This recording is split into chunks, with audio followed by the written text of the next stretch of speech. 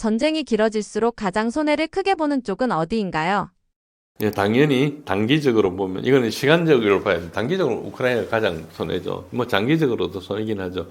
우크라이나는 인구학적인 재앙입니다. 전쟁 전에 4,200만이었고 우크라이나가 독립하던 당시에 1991년도에는 우크라이나 인구가 5,300만이었어요. 그러니까 우크라이나가 그동안에 그 30년 독립하면서 엄청나게 경제가 엉망이 되고 나라가 엉망이 되다 보니까 이제 그 사이에도 한 30년 사이에 인구가 1200만 정도 줄었죠. 우리나라가 1991년 당시에 인구가 4200만이었고 지금은 5200만이지 않습니까? 그러니까 우리나라 인구가 그래프를 그려보면 정반대로 돼 있는데 현재는 실제로 3000만 이하고 심지어는 2000만 이하라고 주장하는 사람도 있습니다. 1900만 명이라고 주장하는 사람도 있습니다. 그래서 뭐 800만 명 이상이 유럽의 난민으로 갔고 상당수가 귀환하지 않을 겁니다. 왜냐하면 우크라이나가 전쟁이 끝나도 회복하려면은 일자리도 없고 아무것도 없거든요. 그래서 그렇고 가장 중요한 게 젊은 남성의 전사율이 너무나 끔찍해가지고 그렇습니다. 일부 추정은 우크라이나군이 거의 180만 명 사망, 180명 부상이다 이렇게 주장하는 사람이 있고 그 주장을 업데이트가 최근에는 200만 명 플러스 이렇게 주장하는 사람도 있습니다. 저 사람이 그냥 주장하는 게 군사 전문가들이 저렇게 주장하고 있어요. 특히 러시아 쪽에 전쟁을 쭉 따라왔던 사람들은 저런 주장을 하고 있는 사람이 있습니다.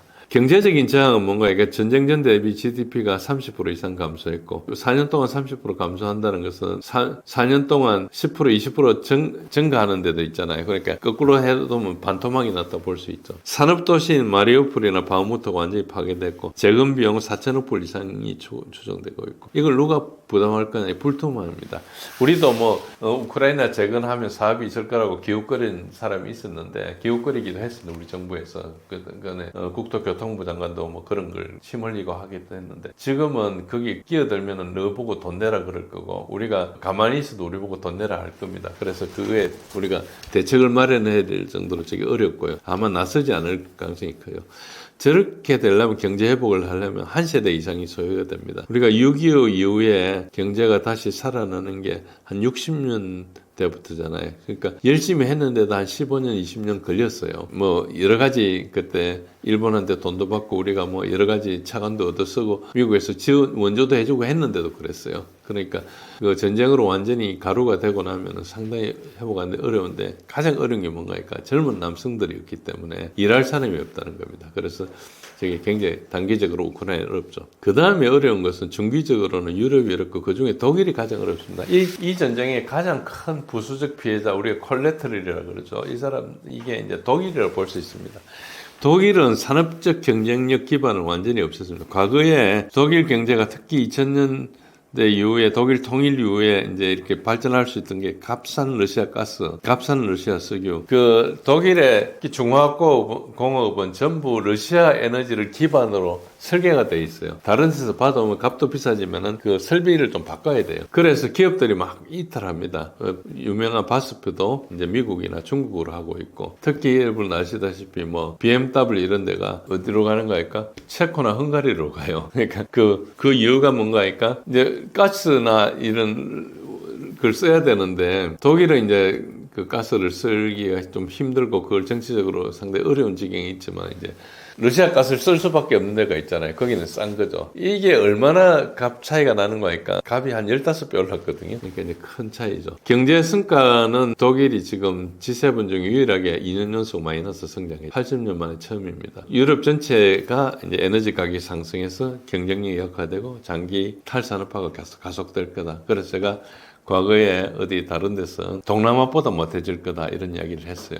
좀 제가 과장해서 좀 극적으로 보이게 한 말씀이지만 유럽이라는 게 우리 근대 문명의 발상지지 않습니까? 과학기술, 산업혁명 모든 게 유럽에 시작됐잖아요. 물론 뭐 엄청나게 많은 전쟁도 했지만 과학기술 자체가 그러니까 우리 문명을 선도했던 유럽이 지금 그 황금기를 다 지나가고 지금 엄청나게 어렵게 됐다. 그리고 미국의 디지털 식민지가 돼 있다 이런 걸 아셔야 되고요. 그다음 안보 딜레마가 뭔가 하니까 군사 지출을 대폭 증가할 필요가 있습니다. 저렇게 어려운데 미국이 와가지고 계속 GDP 2%하고 앞으로 5%까지 해라가지고 지금 그래 하겠다고 해놨어요. 그러니까 지금은 유럽이 미국에 완전히 속국처럼 시키는 대로 듣는 거죠. 우리가 그 뱃슬이라 그러거든요. 뱃슬이라 그러는데 그게 뭐 꼭두각시 비슷한 겁니다. 우리가 뭐 조공국이라 하기도 하는데 그 전통적으로 동아시아에 있었던 조공하고 상당히 다릅니다. 이게 이제 거의 모욕적인 수준이고 동아시아에서는 그 오래 정도 지냈기 때문에 조공이라는 것이 어떤 하나의 무역 체계 비슷한 거였거든요. 그래서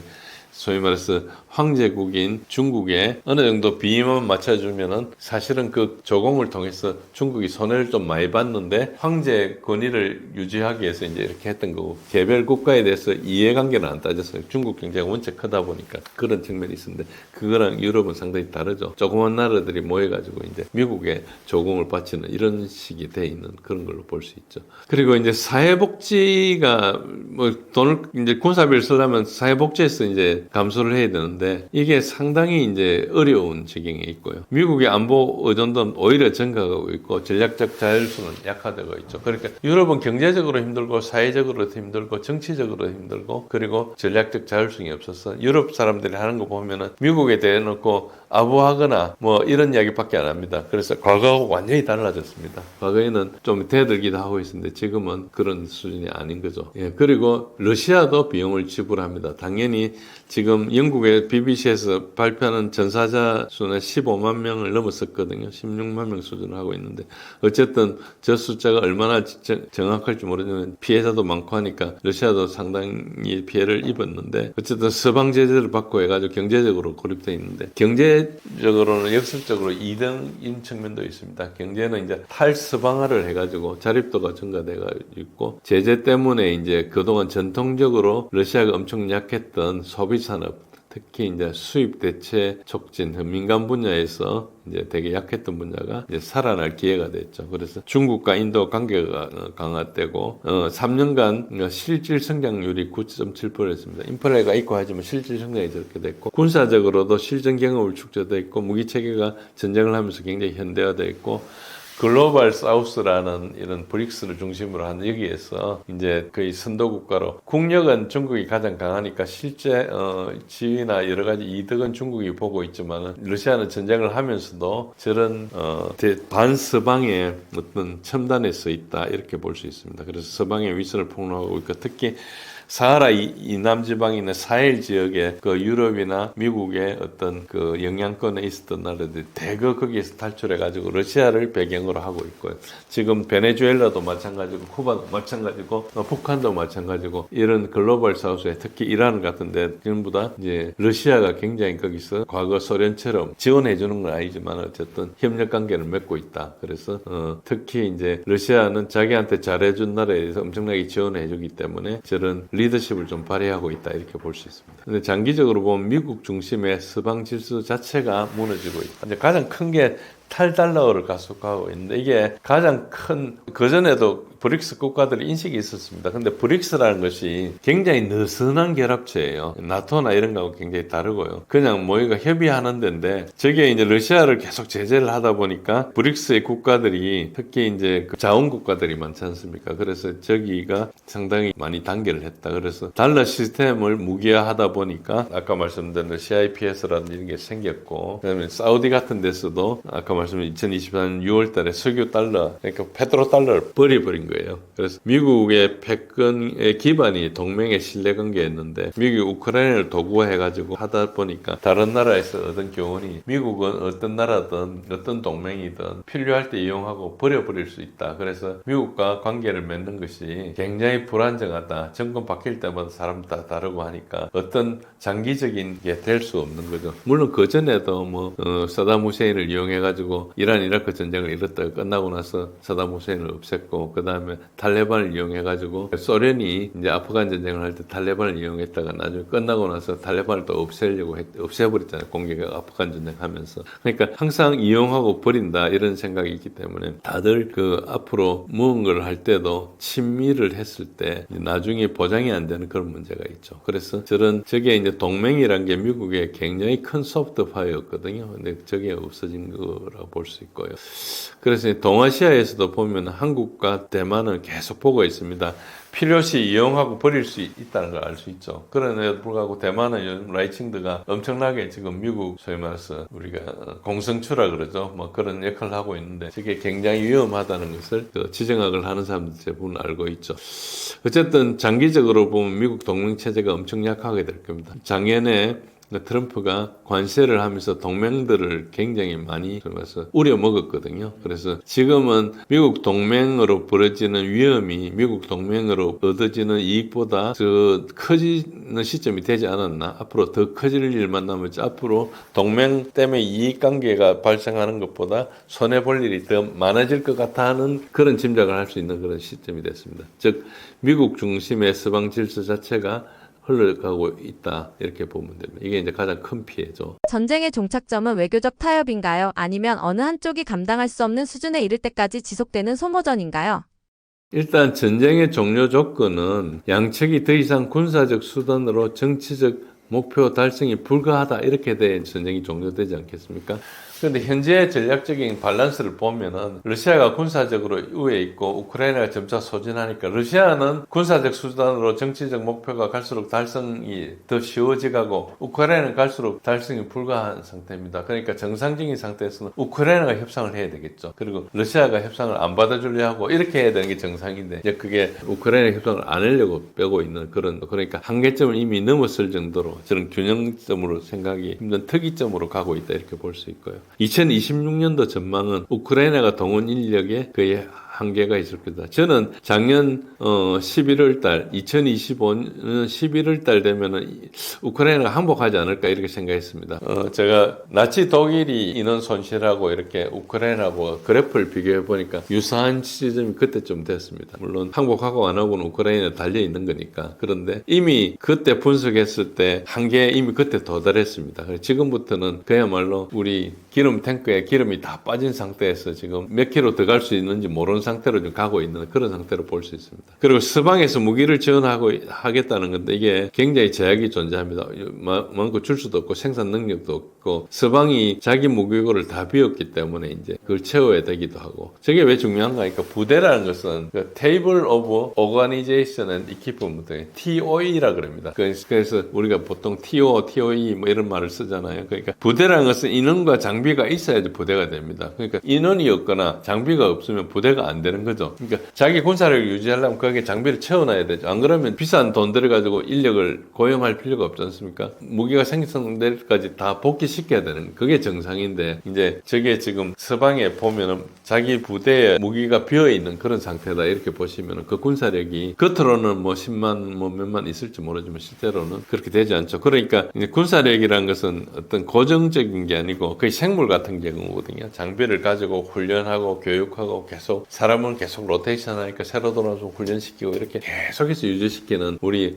피가 돌면서 몸을 유지하듯이 그런 건데 장비가 없으면 그게 이제 뭐 훈련이나 이런 게 제대로 안 되는 거죠. 행정만 하는 거죠. 그러니까 저 군사력이 계속 약해지는 볼 수 있는 거죠. 그런 상태이기 때문에 서방도 더 이상 줄 수가 없는 거예요. 자기 채우기 굉장히 급하죠. 그 폴란드가 우리나라 무기를 받아가지고 저게 잘 되는 걸 보고 이제 유럽의 다른 나라들이 우리한테 계속 이제 주문을 하는데 그 이유 중에 하나가 뭔가요? 우리가 낫기가 굉장히 빠르거든요. 그러니까 지금 저런 공백을 빨리 줄일 수 있는 겁니다. 뭐 러시아가 쳐들어오고 이걸 떠나서 군을 유지하고 있는데 필수적인 게 없으니까 우크라이나 전쟁하면 다 줬는데 보충은 안 되고 있는데 뭐 유럽에서는 생산이 안 되니까 뭐 하면 앞으로 3년 후에 오고 이런데 우리는 6개월 만에 납품을 하고 하니까 이제 굉장히 그 한국을 다시 보게 되는 거죠. 그래서 뭐 값도 싸고 뭐 여러 가지 질도 좋고 그리고 낫기도 빠르고 하니까 이제 가듯이 지금 그걸 이해하시려면은 지금 군사력이 Table of Equipment and Organization TOE를 가지고 있어야 유지가 된다 이런 관점에서 보셔야 됩니다. 그러니까 여러분들이 뭐 국가대표 잔뜩 모인 뭐 축구대표하는데 축구공이 하나도 없다든지 운동장이 없다든지 이러면 이제 대표가 있으나 마나한 거죠. 그런 것처럼 그렇다 보시면 되고요. 트럼프 행정부 변수가 있습니다. 트럼프는 24시간 안에 전쟁을 종료하겠다 했는데 지금 28개 항부터 시작해서 20개 항까지 됐다가 지금 뭐 90% 95% 이야기하고 있는데 거기에 핵심은 뭔가니까 러시아는 이제 우크라이나가 나토 가입은 포기하거나 뭐 15년 동안 연기하거나 이런 얼버무리는 것이고 현재 접촉성 기준으로 영토를 동결하자는 주장입니다. 근데 이 러시아는 이걸 절대 받아들일 수 없는 게 러시아는 단순하게 정전을 원하는 게 아니고 우크라이나의 영구적 중립화와 비무장화를 추진하고 있거든요. 러시아는 분명히 이 입장을 이야기했습니다. 서방에서 안 들어주려고 하고 있을 뿐이죠. 러시아는 뭘 이야기했는가 하니까 우크라이나는 하나의 정세지 병이 아니다. 그러니까 유럽의 안보 구도 자체가 병이라는 거죠. 유럽이 계속 러시아 쪽으로 쳐들어오려고 하고 있는 그 구도에서는 아무것도 안 되기 때문에 이걸 없애겠다는 거고 우크라이나는 그 정세 중에 하나이기 때문에 뭐 오래 치료되든 안 되든 관계없다는 거예요. 병을 고치겠다는 거예요. 그러니까 러시아는 엄청나게 장기적으로 이야기하고 있고 유럽은 당장 지고 있고 급하니까 일단 멈추자는 거거든요. 그러니까 이 자체가 수렴 안 하는 거죠. 근데 유럽은 그 입장을 계속 이야기하고 있지만은 사실은 뭐 그게 주장이 안 된다는 거 알고 있어요. 그렇지만 여행이란 게 있지 않습니까? 하다가 푸틴이 죽을 수도 있고 뭐 어쨌든 지금 제가 그런 비유를 과거에 했는데 여러분이 사놓은 주식이 뭐 그 상장 폐지되는 것보다는 살아 있어가 관리 대상 종목이라도 있다가 언젠가 다시 살아날 기회가 있는 거랑 상장 폐지되고 회사를 접어버리는 거랑 다르잖아요. 접어버리면 자기 손실이 확정이 되지만은 뭔가 살아 있으면 그래도 희망이라도 있는 거죠. 그런 입장에 있다고 보시면 됩니다. 그러니까 전혀 유럽의 그 지도부에서 이야기하는 소리가 전혀 먹혀 들어가지 않고 헛소리를 계속하고 있는데 정치적으로 물러날 수가 없는 거예요. 그래서 이제 가능한 시나리오가 한 세 가지 볼 수 있는데 한국적 모델이 있습니다. 이건 유럽에서 계속 이야기하고 있는데 명확한 평화 조약 없이 사실상 정전을 하고 영토 분단을 고착하는 건데 지금 이제 러시아가 현재 실효적인 지배를 하는데 멈추자는 거죠. 그리고 나머지 우크라이나나 이런 데서는 서방 영향권에 잔류하고 나토 공식 가입은 못 하는데 이 지속 기간은 뭐 동결된 분쟁으로 해가지고 수년 또는 수십 년을 지속된다. 이걸 이야기하고 있는데 이걸 이제 유럽에서 바라고 있죠. 그렇지만 러시아가 동의해줄 가능성은 제로거든요. 그래서 저는 저걸 주장하고 있는 한 협상이 절대 안 된다고 그래서 전쟁으로 끝내려 할 거다 저렇게 보고 있습니다. 두 번째는 우크라이나가 완전히 붕괴되어 버린 겁니다. 서방 지원이 급감하는 것은 지금 트럼프가 고립주의를 하고 있고 유럽이 재정으로 아마 다음 돈은 못 만들 겁니다. 그 다음에 이제 러시아 공세가 강화되면 올해나 내년에는 완전히 붕괴돼 버릴 거다. 그래서 우크라이나가 붕괴가 되고 러시아가 이제 어디까지 가느냐, 드니프로까지 가느냐, 오데사까지 가느냐, 아마 오데사까지 먹을 가능성이 큽니다. 지금은 협상 자체가 붕괴됐기 때문에 유럽에서 프랑스하고 영국은 계속 오데사를 통해서 러시아를 견제하려고 하고 있거든요. 근데 오데사까지 갈 가능성이 되게 많다. 오데사까지 가면은 루마니아에 세우는 공군기지나 이런 것들도 사실상 거의 힘을 쓸 수가 없어요. 그런 측면이 있기 때문에 그럴 가능성이 있고 저는 저 붕괴 시나리오가 가장 많다고 생각하고 저는 저걸 협상보다 저게 빠를 거다 저렇게 이제 주장을 해왔습니다. 그리고 세 번째는 이제 외교적 타협인데 지금 진정한 외교적 해법 조건은 양측 모두 양보할 용의가 있어야 되거든요. 그런데 현실적으로는 러시아가 이기는 중이고 러시아는 뭐 20년도 할 수 있다는 거예요. 급하게 타협할 이유가 전혀 없죠. 그래서 뭐 시간 지나면 더 유리한데 지금 왜 하느냐. 예를 들어서 내가 농산물 생산해가지고 이제 출하 시기를 고르고 있는데 지금 내면 엄청나게 값이 싸고 나중에 다른 사람이 없을 때 내면은 값이 비싼데 그럼 시간만 기다리면 내가 보관만 잘하면 되는 거잖아요. 그런데 지금 같이 도매감에 넘길 이유가 없다는 그런 것이죠. 그래서 시간이 절대적으로 러시아한테 유리하고 우크라이나 서방은 영토 양보를 정치적으로 수용하기 어려워서 저렇게 하고 있는 거죠. 그러니까 그 우크라이나와 서방이 정치력이 전혀 없는 겁니다. 그렇다고 보면 되고요. 그래서 이제 이게 클라우즈비체가 뭐라 그러는가 전쟁은 다른 수단이 아닌 정치의 연속이라 그랬거든요. 그러니까 외교라는 것은 전쟁의 현실을 반영하는 건데 지금 전쟁의 현실을 반영할 수 없는 외교를 지금 이제 서방에서 내고 있는 거예요. 미국을 포함해서. 그러니까 저게 타협 가능성이 되게 낮죠. 그래서 다시 돌아가서 제가 1년 전부터 이야기했던 협상보다 종전이 크다. 그래서 저는 그 가능한 시나리오 우크라이나 붕괴로 보고 있습니다. 러시아가 무리하면서까지 전쟁을 계속하는 진짜 이유는 무엇인가요? 예, 러시아가 무리하면서라는 이야기가 서구 언론의 내러티브입니다. 그러니까 질문하신 의도는 알겠는데 질문에 제대로 답하려면 프레이밍을 재조정해야 됩니다. 그러니까 서구 언론에서 무리하면서까지 전쟁한다 이걸 계속 이야기하고 있거든요. 그게 뭔가 하니까 러시아가 비합리적인 행동을 전제하고 있습니다. 근데 이거는 사실상 맞지 않고요. 그리고 러시아의 선택이 충분히 합리적이라고 저는 생각합니다. 그래서 이제 이 중에서 세 가지 핵심 차원의 내용이 있는데 첫 번째가 러시아에게 실존적 안보 위협이다. 러시아가 우크라이나 멀쩡한 나라를 그냥 침략했다 이런 주장을 계속하고 있는데 전혀 그렇지 않습니다. 그러니까 요거를 이야기하면 이때 전쟁 자체가 성립되지 않는 그런 문제 때문에 그랬고요. 역사적 배경은 90년대 초에 나토가 약속한 게 있습니다. 1인치도 동진하지 않겠다 이 약속을 했어요. 이게 왜 생긴 약속인가 하니까 동구권이 붕괴하면서 제일 먼저 붕괴된 데가 어디입니까? 베를린 장벽이 무너졌지 않습니까? 그러면은 동독과 서독이 통일을 하려고 하고 있는데 그때 독일 사람들은 통일을 추진하고 있었죠. 근데 독일을 갈라놓은 게 누굽니까? 2차 대전 이후에 유엔이 갈라놓은 거예요. 러시아 그때 당시에 소련하고 미국이 전성국이니까 갈라놓은 거예요. 나머지 나라들은 그냥 연합국이라 해서 끼워준 거지 전쟁하고 관계없는 나라였거든요. 독일을 이긴 나라는 명목상으로 연합군인데 사실 러시아가 대부분 있고 뒤늦게 미국이 들어와서 이제 서부전선에 좀 이겼죠. 그런 상황이니까 이제 일본하고 이제 독일하고 이탈리아를 다 제압하고 난 다음에 이제 정전이 되고 나서 이제 시작하는데 제일 큰 문제가 독일을 갈라놨죠. 그리고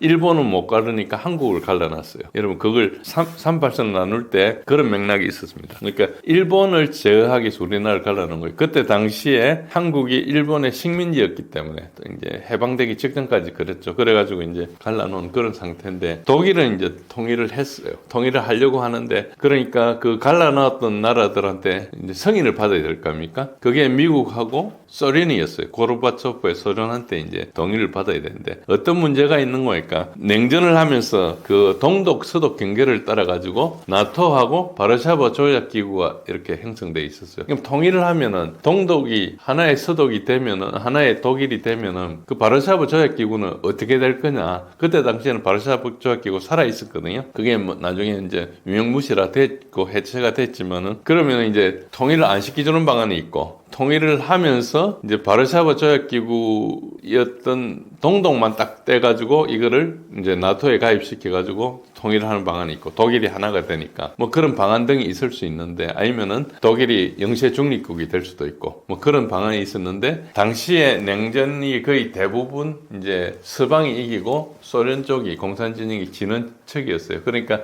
이쪽 힘이 없으니까 대략 받아주려고 고르바초프는 레이건하고 그때 당시부터 레이건 시절부터 사이가 좋았고 부시 대통령 시절에도 이제 친미 좀 경향이 좀 있었죠. 그러다 보니까 그래 어떻게 할래? 그러니까 이제 독일만 딱 떼가지고 이제 동독만 떼가지고 포함하고 말고 그러니까 나토 라인이 동독을 경계로 해서 그전 단계는 그러니까 바르샤바 조약 기구는 동독만 빼놓고는 아무것도 포함 안 시킨다. 요거를 약속을 했어요. 그 말이 나토를 1인치도 동진하지 않겠다. 독일만 포함하고 말겠다. 이거 약속을 한 거거든요. 그게 심각한 약속이죠.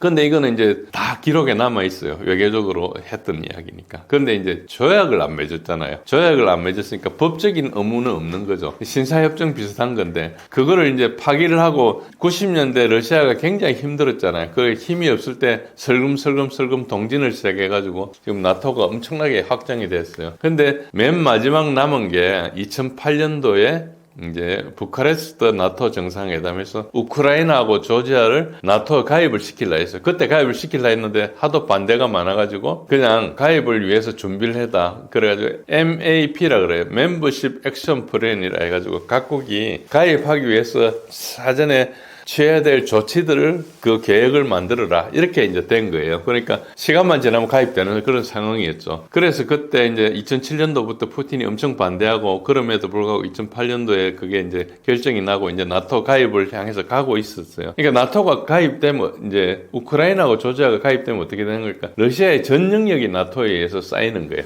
유럽 지역은. 그러니까 이제 나토라는 게 반 러시아에 되는 거죠. 나토를 왜 그렇게 동진시키겠어요? 우크라이나를 왜 포함시키겠어요? 우크라이나에 미국의 미사일을 갖다 놓으려는 것이거든요. 그래서 이렇게 되면은 모스크바가 500km밖에 안 되고 적대적 군사 동맹에 전략 자산을 배치하는 거기 때문에 러시아는 생존의 위협을 느낄 수밖에 없죠. 이걸 어떻게 인식하면 되는 거니까 쿠바 미사일 위기 때 미국의 위협과 본질적으로 동일합니다. 그 미국의 뭐 뉴욕이나 워싱턴은 저 500km보다 훨씬 더 떨어져 있어요. 굉장히 먼데도 그런 문제가 있었죠. 저런 이야기들이 저 쿠바 미사일 위기도 엄밀하게는 터키의 그 핵미사일을 갖다 놓았기 때문이거든요, 미국에서. 그래서 이제 결국은 터키 걸 철수하는 식으로 해가지고 같이 이제 소련 미사일도 철수하고 그렇게 해결됐습니다. 그 다음에 러시아가 역사적으로 보면은 계속 유럽에서 침략을 당할 때 나폴레옹도 그렇고 히틀러도 그렇고 우크라이나를 통해서 들어왔어요. 그러니까 거기가 평평합니다. 그러니까 그렇기 때문에 저기가 막을 방법이 별로 없어요. 우크라이나 그리고 이제 벨라루스 이쪽으로 이제 들어오면 그렇게 되는 거죠. 어쨌든 그런 측면이 있고요. 그럼 이제 전략적 공간 확보인데 그래서 이제 지금 전쟁을 하기 때문에 이제 왜 전쟁을 계속하냐 할 때 러시아의 이유 중에 하나는 이제 굉장히 많은 분석가들이 이걸 간과하고 있어요. 러시아의 군사 교리는 전략적 중심을 기반으로 하고 있습니다. 러시아는 영토가 굉장히 넓기 때문에 그 적들을 그 경계에서 전투를 하는 게 아니고 끌어들여서 전투를 하거든요. 그래서 이제 끌어들이다 보면은 소위 말해 병참선이 굉장히 길어지지 않습니까? 그러면은 그걸 유지하기 위해서 엄청나게 비용이 드니까 이제 그렇게 해서 하는 것이죠. 그래서 나폴레옹 전쟁이나 2차 대전 때 프랑스나 독일이 침공했을 때 광대한 영토를 이용해가 중심 방어를 했어요. 그러니까 러시아는 저게 생존을 위해서 저렇게 하는 거예요. 그러니까 미국 같은 데는 막 들어가서 막 공격을 하는 입장이지만 러시아는 기본적으로 방어를 하고 들어와서 끌어들여서 이제 그야말로 섬멸시키는 작전을 하고 있죠.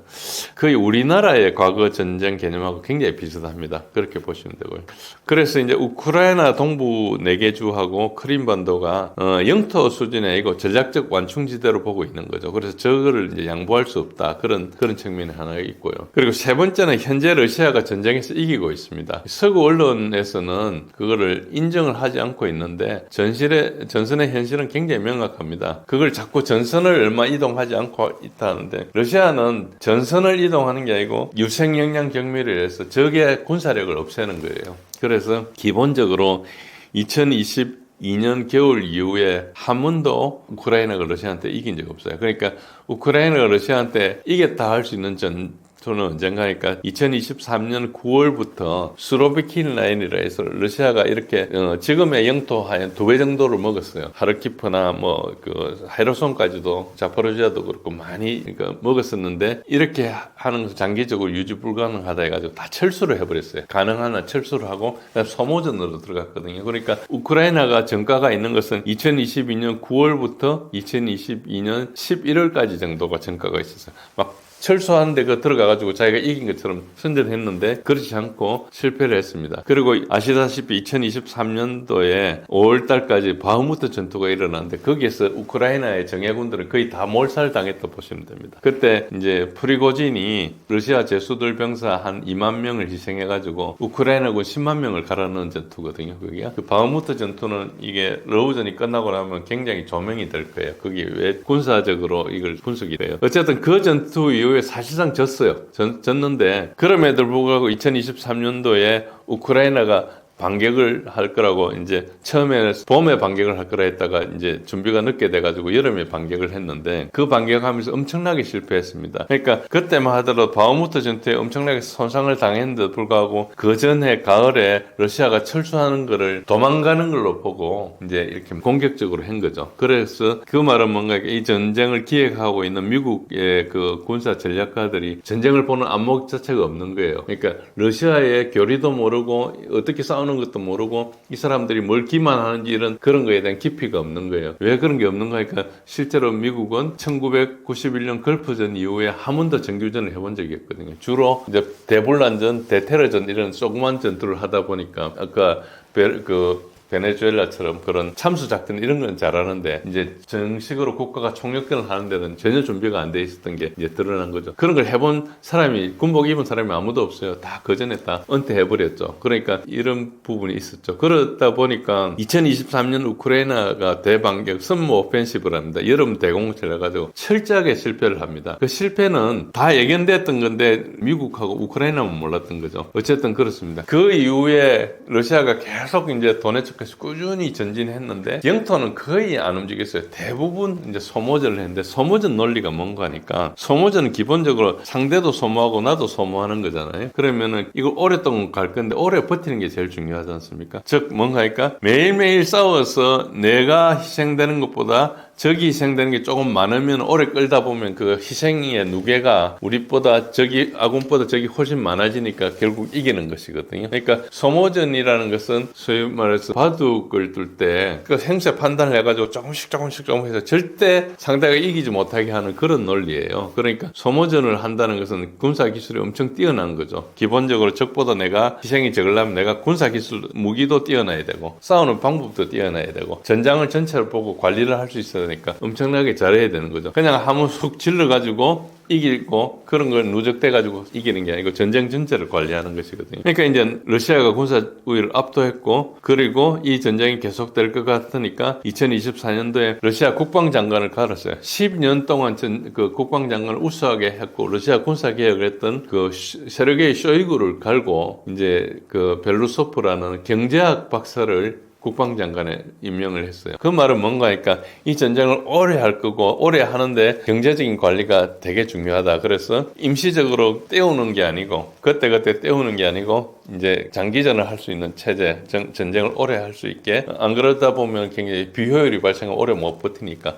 그런 측면에서 바꿨거든요. 그래서 러시아는 앞으로도 굉장히 오랫동안 전쟁할 준비가 되어 있는 거예요. 그리고 거기서 그러니까 전선을 지금 이게 확보해가지고 영토를 먼저 확보하고 이건 중요한 게 아니에요. 적을 소모시키는 게 굉장히 중요하거든요. 그래서 이런 소모전에서 이제 그 서방이 전혀 준비가 되지 않은 거죠. 그러니까 예를 들어서 포탄 같으면은 뭐 러시아는 300만 발, 400만 발 하는데 서방 전체 해가지고 100만 발 생산이 안 돼가지고 우리나라에서 포탄 빌리러 오기도 하고 그랬잖아요. 그러니까 서방이라는 게 아무 그 전쟁할 준비가 사실상 안 돼 있는데 계속 끌고 나가는 것이거든요. 뭐 돈으로 하지만 돈은 결국 무기로 해야 되잖아요. 않습니까? 그러니까 무기를 만들 산업적 기반이 안 돼 있으니까 이제 그렇고 그리고 러시아를 자세히 보면은 동원 가능 인력도 되게 러시아 군들이 어디 전사해가지고 묘지에 뭐 러시아 군들 이렇게 나 있는 거 그런 거 아마 못 보셨을 거예요. 그러나 SNS 보면 우크라이나 묘지가 우크라이나군 사망자로 이렇게 넘치는 것들 많이 보셨을 거예요. 저는 그 2시간짜리 동영상이 있어요. 2시간 내내 우크라이나군 묘지를 이렇게 하는 영상이. 그리고 공식적으로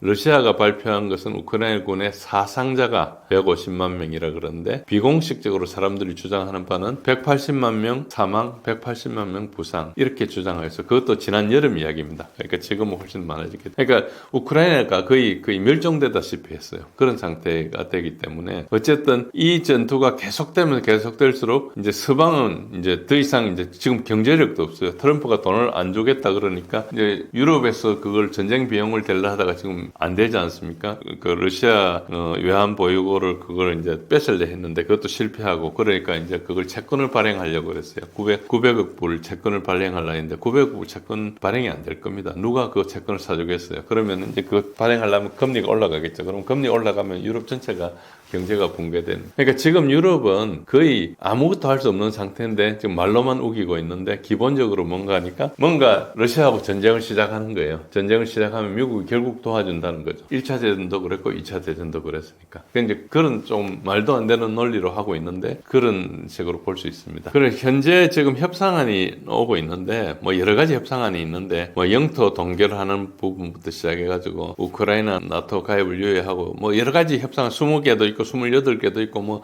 얼마 전에 트럼프하고 젤렌스키가 만나가지고 이야기했는데 90%가 됐다 95% 됐다 그냥 자기네들끼리 하는 헛소리고요. 아무 소용이 없는 겁니다.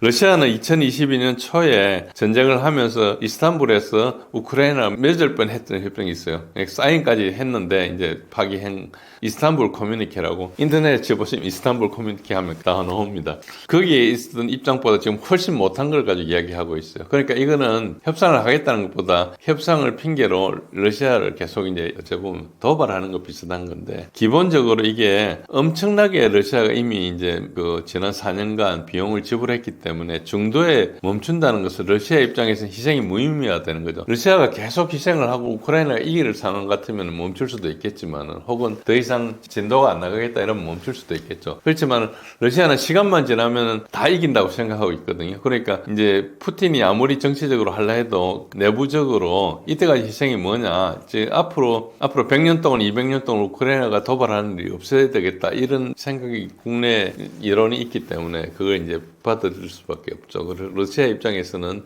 지금 서방에서 이야기하고 있는 협상안들이 거의 말도 안 되는 걸 이야기하고 있습니다. 그러면 러시아 입장에서 쟤네들 시간을 끌려고 하는구나, 뭔가 어쩌다가 내가 죽기를 바라고 이러는구나 이렇게 생각할 수 있겠죠. 그리고 이제 전략적으로 보면은 우크라이나 군사력이 완전히 무력화되고 영구적으로 중립화를 보장을 받거나 이때까지 전쟁을 계속할 가능성이 굉장히 높다. 그래서 제가 이걸 처음부터 협상보다 종전이 빠를 거다.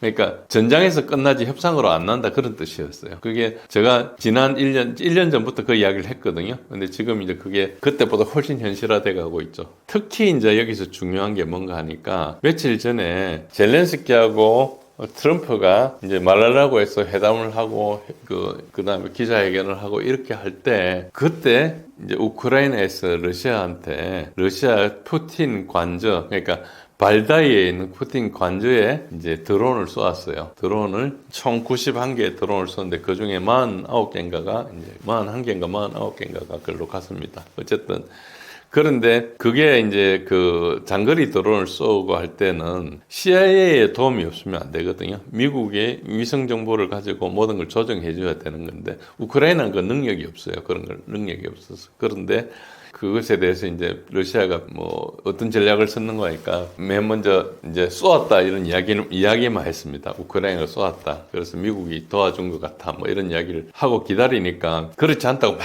주장을 했어요. 그러니까 이제 바로 대응하지 않고 그 이야기만 해놓고 기다리니까 그렇지 않다고 CIA에서도 이야기하고 젤렌스키도 이야기하고 막 이야기를 했거든요. 근데 이제 드론에서 떨어진 잔해 안에 그 소위 말해 칩을 가지고 와가지고 이제 러시아에 있는 그 미국 무관한테, 러시아 미국 대사관에 있는 미국 무관이 있거든요. 그 무관한테 그 칩을 전달해 줬어요. 그 안에 비행 기록이라는 게 다 있거든요. 그러니까 이제 그 부인을 못 하지 않습니까? 그러니까 CIA가 뭐라 했는 거니까 푸틴 관저를 쏜 게 아니고 거기 있는 군사시설을 쏘았다는 말을 이제 읊어버렸어요. 근데 그게 어떻게 되는 거니까 명확하게 그 안에 비행 경로나 이게 다 들어있으니까 명확한 증거를 제시한 거예요.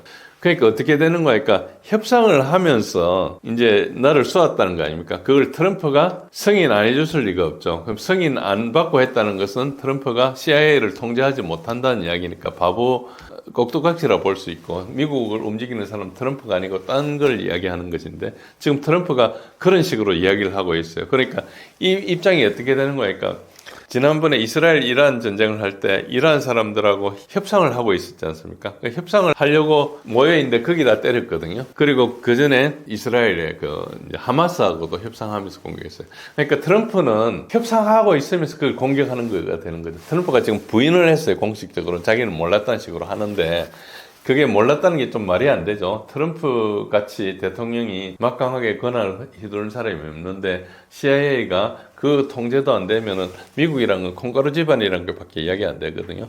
이거는 이제 그 소위 말해서 바지 사장 하나 세워놓고 멋대로 하는 바이든 시절보다 지금 더 못한다는 거 이야기 아닙니까? 맨날 모여가지고 뭐 다른 나라 때리고 뭐 이런 걸 하면서 CIA가 베네수엘라 가가지고 저런 작전을 해라는 걸 말 듣고 푸틴한테 쏘는 것은 말을 안 듣고 이렇게 할 리가 없잖아요. 그러니까 당연히 모든 사람은 트럼프가 알고 때렸다고 생각하거든요. 러시아는 아직까지 미국하고 어떤 협상 관계를 단절하지는 않았어요. 그러나 지금 심각한 문제가 뭔가 하니까 이거 빠져나갈 수 없는 입장에 있는 거죠. 그러니까 협상을 하면서 쏘았다는 거기 때문에 앞으로 어떤 이야기가 되든 들어주지 않을 가능성이 많죠. 그러니까 지금 뭐 20개 아니고 28개 아니고 이런 거 다 헛소리가 되는 거고 다 원점으로 들어갔어요. 그래서 협상이 시작되려면은 굉장히 오랜 시간이 걸릴 거다. 아마 뭐 협상이 안 될지도 몰라요. 그러니까 협상은 공식적으로 열려 있지만은 지금 저 부분을 뭐 언론 플레이는 할 수 있지만은 푸틴한테 바른 소리를 해야 되잖아요. 그러니까 지금 시청자 여러분이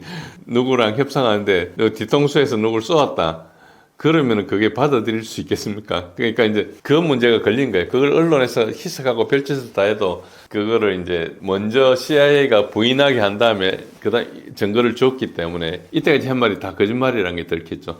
이제 그런 문제가 있어요. 그러니까 이 문제를 그렇게 보시면 앞으로 협상이 과거보다 훨씬 더 어려워진다는 걸 알 수 있죠. 그래서 뭐 거의 대부분 양보해야 될 거다. 협상을 성공하려면 그렇게 볼 수도 있습니다. 막대한 인적, 물적 피해를 감수하면서 우크라이나는 왜 전쟁을 멈추지 못하고 있나요? 우크라이나의 자율성이 제한돼 있다. 이걸 보시면 돼요. 우크라이나가 무슨 독립국가고 민주국가고 자기가 소위 말해서 그 나라를 보존하기 위해서 러시아랑 뭐 그야말로 의로운 전쟁을 한다. 이렇게 보시면은 전쟁을 완전히 잘못 보시는 겁니다. 이거는 철저히 이제 우크라이나의 국민들의 이익을 무시하고 네오나치 집단에 의해서 자행되는 것이거든요. 그래서 젤렌스키라는 것은 그 네오나치 집단에 의해서 조정되다가 자기가 거기 네오나치 주인공이 돼 있는 거와 비슷한 걸로 보시고, 이 전쟁의 핵심적인 사항은 과거에 이제 영국이 시작하고 미국이 거기에 중간에 끼어들어가지고 그 영국의 숙주 노릇을 하다가 정권이 바뀌어서 이제 더 이상 하지 않게 되니까 이제 소위 말해서 영국에서 이걸 유럽을 움직여가지고 하려고 하는데 이제 지금 난감한 입장에 돼 있는 거죠. 그러니까 트럼프는 유럽을 극도로 혐오하고 있으니까 이제 여기에 빠져드는 건데, 문제는 뭔가 할까? 과거에 미국과 유럽이 힘을 합쳐가지고 미국을 우크라이나를 지원하던 그 대리전에서 미국이 빠지니까 사실상 유럽이 할 수 있는 게 별로 없는 거예요. 그래서 돈이라도 대주려고 하고 있고, 만약에 유럽에서 돈만 주면 미국 무기를 팔겠다 이까지는 해놨는데, 뭐 그게 잘 되면 좋지만 유럽에 돈이 없지 않습니까? 그리고 이제 소위 말해서 이거를 끌고 나갈 수가 없는 입장에 있다 이렇게 되고, 그러니까 지금 우크라이나를 움직이는 것은 뭔가, 그러니까 영국과 소위 말해 미국에 있는 글로벌리스트들이 이제 움직이죠. 미국을 대표했던 사람들은 정치권에서는 과거에 돌아가셨죠. 그 존 맥케인이라는 사람, 거의 전쟁광이라 할 수 있는 사람이죠. 사람들은 전쟁 영웅이라 하는데, 특히 트럼프 대통령이 가장 싫어하는 정치인이 존 맥케인이었어요. 그 사람과 지금 트럼프하고 친하지만은 똑같이 같이 했던 이제 그 린지 그레함이라는 사람이 있고, 그리고 리차드 블루멘사라는 사람이 존 맥케인을 대신해서 지금 같이 이제 린지 그레함하고 같이 친우크라이나 정책을 하고 있거든요. 이런 입장에서 이제 이 사람들이 정치인이고 실제 외교 국무부에서 움직였다는 사람은 빅토리아 눌랜드입니다. 그래서 여러분들 중에서 혹시 빅토리아 눌랜드가 누군지 모르거나 아니면 처음 들어본다 이런 분들은, 내가 우크라이나 전쟁을 완전히 속았구나. 우크라이나 전쟁을 빅토리아 눌랜드를 모르면 아무것도 모르는 겁니다. 그러니까 이게 얼마나 오랫동안 준비했고, 유럽 마이단을 어떻게 일으켰고 하는 게 이제 빅토리아 눌랜드고, 그때 그 시위를 조작해가지고 했던 행위, 거기에 USAID가 뭘 했고, 그 안에 인플루언서도 어떻게 했고, 이런 이야기들이 엄청나게 많이 있습니다. 그 책으로 한 900페이지짜리 책도 있어요. 그래서 이제 이 전쟁을 사실상 그렇게 시작한 것인데, 그 우크라이나는 그때 뭘 했느냐 하니까 소위 말해 미 국무부의 조정을 받아가지고 이 전쟁을 사실상 시작한 거예요. 그래서 그거를 그냥 안 되니까 극렬 세력을 키운 네오나치들이 이렇게 했고 했습니다. 그러니까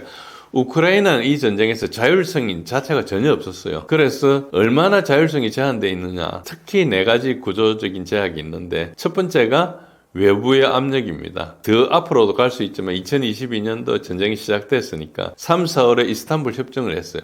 전쟁 시작하고 이틀 만에 이제 젤렌스키가 협상하겠다 해가지고 처음에 벨라루스에서 협상을 시작했어요. 하다가 이제 옮겨가지고 터키의 이스탄불에서 계속했죠. 저기서 러시아하고 우크라이나가 평화협정에 건접했어요. 그래 우크라이나가 중립지위를 수용하고 러시아는 키예프에서 철수를 하고, 그리고 거기에 병력을 얼마나 줄이겠다. 그때 러시아가 요구한 것은 6만 5천 명에서 8만 명, 우크라이나가 요구한 것은 16만 명에서 20만 명, 이렇게 그것까지도 이야기됐어요. 그러니까 한 그 세세한 걸 제외하고 한 8, 90%가 됐고 서명까지 한 상태였어요. 교환해가 비준만 받으면 되는 상태인데, 보리스 존슨 영국 수상이 와가지고 젤렌스키를 압박했어요. 서방에서 지원할 테니까 계속 싸워라. 그래가지고 가지고 이걸 했어요. 이 사실은 대부분 확인됩니다. 서방 언론에서도 최근에 이야기하고 있어요. 그러니까 그때는 우크라이나가 원한 만큼 지원하겠다 이렇게 해서 전쟁을 했어요. 그러니까 이 전쟁을 이렇게 했을 때 젤렌스키는 전쟁을 시작한 것도 그렇고 그 다음에 이걸 휴전하다가 멈춘 것도 그렇고 남 이야기 듣고 했거든요. 어느 나라 대통령이 자기 국민들 이야기 듣지 않고 남 이야기 듣고 하겠습니까? 그러니까 이거는 철저히 자율성이 없는 나라였다 이렇게 보시면 되고 그 서방을 위한 꼭두각시 정권이었다 이렇게 보시면 됩니다.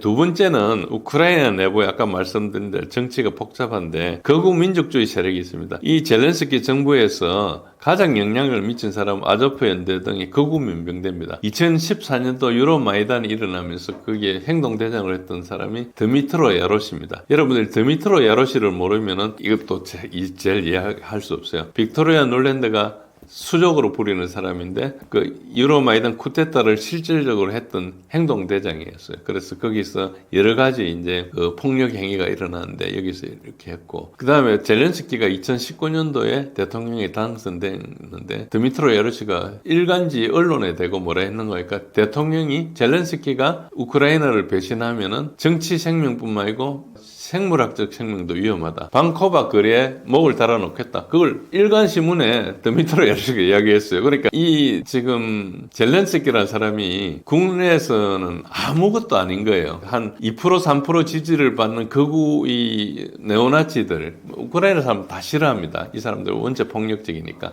그런데 이 사람들의 영향을 받는 거예요. 자기가 위험하니까. 그러니까 이게 이미 이 극우 세력에 의해서 하이제크 되어 있는 거예요. 우크라이나 국가 뭐 이런 러시아로 싸우는 게 아니고 이 극우 세력들이 이제 나라를 하는 것이죠. 그래서 이게 우크라이나는 하나의 숙주처럼 돼서 전쟁을 하고 있다 이런 측면이고 그러다 보니까 젤렌스키의 딜레마가 뭔가 협상을 시도하면은 국내 쿠데타 위협의 암살이 있습니다. 그러니까 지난 1년간 협상에 대해서 계속 이야기를 했는데 젤렌스키는 협상에 대해서 전혀 어떤 것도 안 보이고 끝까지 자기 입장을 계속 고수했는데 그 이유가 뭔가 하니까 조금이라도 이 극우에서 조금 물러나면은 자기 목숨이 위험하다는 걸 알고 있습니다. 특히 데니스 키리라는 사람이 있는데 이 사람이 2023년 3, 4월 그 이스탄불에서 협상을 할 때 그 협상 대표 중에 하나였어요. 그런데 3월 달에 키예프에서 살해됐어요. 그래서 이 강경파가 뭔가 러시아 말을 들어주는 척이라도 하는 사람 죽여버리는 거예요. 근데 이걸 어떻게 할 수 있는가 하니까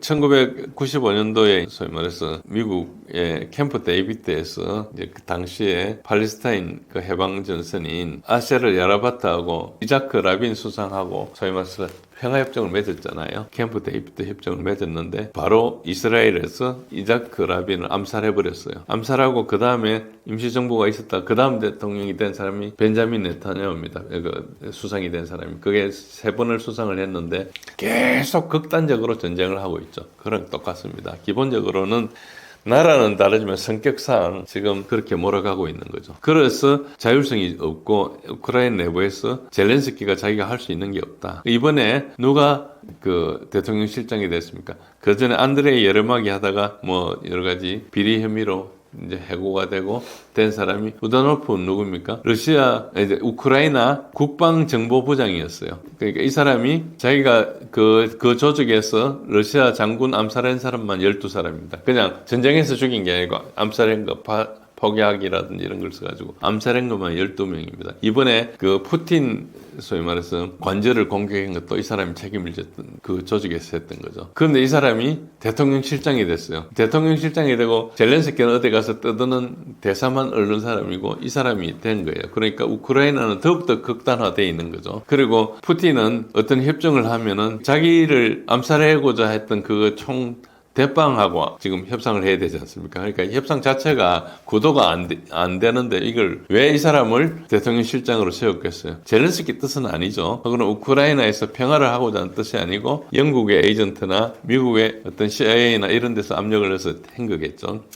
왜냐니까 지금 안드레 예르막을 해임하게 된 것도 미국에서 부패 조사를 한 것이기 때문에 어쨌든 그런 과정이 있습니다. 그러니까 이게 표면적으로는 트럼프가 협상을 하는 걸 이야기하고 있지만 실제로는 더욱더 강경하게 몰아가고 있죠. 지금 우크라이나가 병력도 없고 굉장히 힘든 상황인데도 이렇게 있습니다. 그 다음에 세 번째는 매몰 비용의 함정입니다. 이게 모든 걸 합리적으로 생각한다 하더라도 우크라이나가 지불한 대가가 200만 명 이상의 사상자가 발생하고, 그러니까 뭐 지금 공식적으로는 우크라이나는 별로 안 죽었다 이야기하고 러시아는 150만 명이라 얘기하는데 여러 가지 데이터로 그것보다 훨씬 많다고 생각할 수 있죠. 국토 20%가 파괴되고 트럼프는 1년 전부터 우크라이나가 이길 방법은 전혀 없다고 이야기했어요. 그거는 뭐 그런데도 불구하고 전쟁을 계속하고 있죠.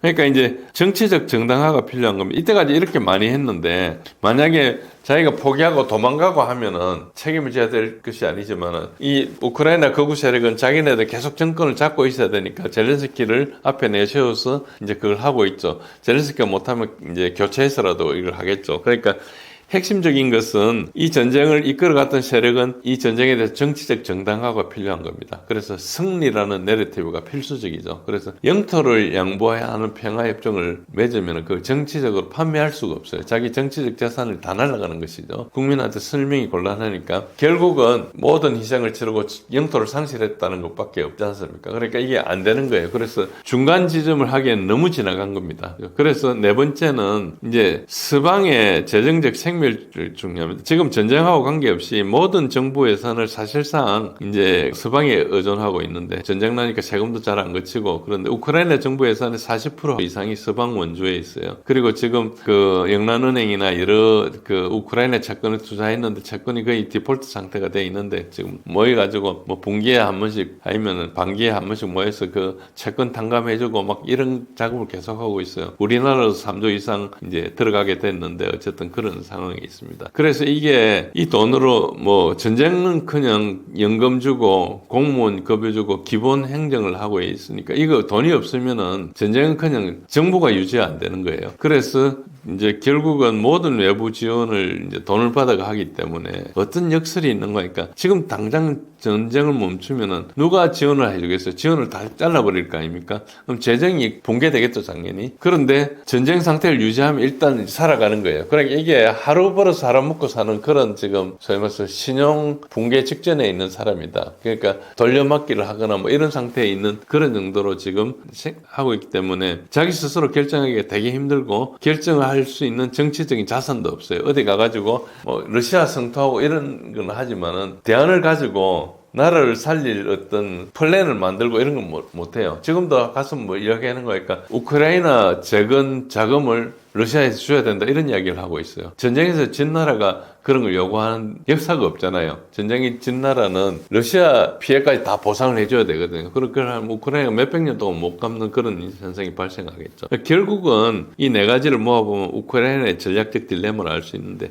전쟁을 계속하면은 인적인 물적 자원이 계속 고갈되고 전쟁을 멈추면 당장 정치적으로 재정적으로 붕괴가 되고 그래서 이런 딜레마 상태에 있습니다. 그래서 우크라이나가 무슨 생각을 가지고 한다기보다는 하루하루 연명을 해간다. 그래서 지금 바라는 것은 뭔가 당장 이걸 전환시킬 계기가 필요하니까 끊임없이 뭘 하는 거니까 도발을 하는 거예요. 큰 이슈를 만들어가지고 러시아가 물면은 이제 전쟁이 확전이 되면 그러면 확전을 시키겠다. 그러면 이제 달라지는 거죠. 그래서 이게 단순히 우크라이나 의지의 문제가 아니고 구조적인 제약의 문제에 봉착하고 있다. 이렇게 보시면은 이 전쟁을 조금 더 체계적으로 이해할 수 있을 걸로 봅니다. 미국과 유럽의 우크라이나 지원은 진정한 연대라기보다 각자의 이해관계에 따른 개입에 가깝다고 볼 수 있나요? 그렇습니다. 뭐 연대라고 볼 수 없습니다. 연대를 하려면 상당히 어떤 이념적인 거나 이해관계가 이렇게 오랫동안 거래가 돼야 되는데 지정학적인 이해관계에 지금 산물이다 이렇게 볼 수 있고요. 그걸 이제 국가적으로 보면 미국 입장에서는 미국은 이 전쟁을 왜 했는가 하니까 바이든 때 최소 비용으로 전략적 경쟁자를 약화시킨다. 이거는 여러 번 이야기했습니다. 옛날에 2014년 이후에도 존 맥케인이 살아있을 때도 저런 이야기를 했고요. 린지 그레함도 그랬고 민주주의를 고수한다 이렇게 이야기하면서 이야기를 했는데 결국은 린지 그레함 상원의원이 2024년에 공개적으로 한 이야기가 이때가 러시아가 저렇게 약화됐는데 한 명의 미군도 잃지 않았다. 저 말은 뭡니까? 우크라이나 사람을 갈아 넣어가 했다는 거거든요. 그러니까 미국 입장에서는 우크라이나가 뭐 우방이고 뭐 지원하고 있는데 우크라이나를 철저히 대리로 쓰는 거예요. 군사 지원의 실체가 뭡니까? 실제로는 돈을 많이 줬지만은 그 액수가 대부분 뭔가 오래된 재고를 소진하고 미 방산업체 새로운 걸 주문했거든요. 그러니까 이거를 분석한 뭐 여러 가지 분석이 있지만 랜드 코퍼레이션에서 했던 걸 보면은 미국 방산 기업이 엄청난 수익을 거두고 있다. 결국은 우크라이나 푼 돈 주고 미국은 잘하고 있는 거죠. 그래서 미국 입장에서는 또 유럽과 러시아를 그동안에 경제적으로 유대 관계를 분리해 버렸어요. 여러분 아시다시피 노드 스트림을 폭발했죠. 2022년 9월에. 그런데 사실은 이 폭발된 독일에서도 이걸 조사를 안 했어요. 자기 자산이 독일 예산을 들어가 한 거 아닙니까? 독일로 오는 파이프라인인데. 근데 이거는 이제 미국의 시모 허시라는 사람이 이제 조사를 보도했어요. 이게 미국이 한 거라고 이렇게 했는데, 이제 언론에서는 그걸 전파하지 않았죠. 그러니까 한 사람이 하고 말한 걸로 이렇게 됐는데, 시모 허시는 굉장히 지금 나이가 들어가지고 좀 영민성이 떨어지지만 과거에 굵직굵직한 사건을 많이 터뜨리는 굉장히 신뢰 있는 사람이었습니다. 어쨌든 저 사람이 저걸 조사해가지고 발표를 하면서 독일과 러시아 간의 에너지 의존을 영구 단절하겠다. 이것은 오래전부터 미국의 입장이었어요. 트럼프 1기 때 노드스트림 2 하지 마라, 러시아 에너지 쓰지 말고 미국 에너지 쓰라, 이렇게 계속 이야기를 했어요. 저것은 미국의 그 관점에서는, 그러니까 유럽에 대한 에너지 그 판권을 독점하려는 거였어요. 그래서 훨씬 비싼 미국산 LNG를 수입해라. 그러다 보면은 미국 시장은 좋아지고 유럽 산업은 경쟁력이 약화되겠죠. 그리고 유럽이라는 경제를 좀 붕괴시킨다. 이거 어떻게 보시면 되는 거니까 2차 대전 이후에 독일 경제를 가지고 이야기를 할 때 이거를 이제 완전히 독일을 그 농업 국가로 만들고 원시 시대를 되돌리겠다는 그런 계획이 하나 있었고, 그리고 또 다른 계획은 이제 지금 현실화됐던 이제 마샬 플랜이 있었어요. 경제를 부흥시켜 준 거죠.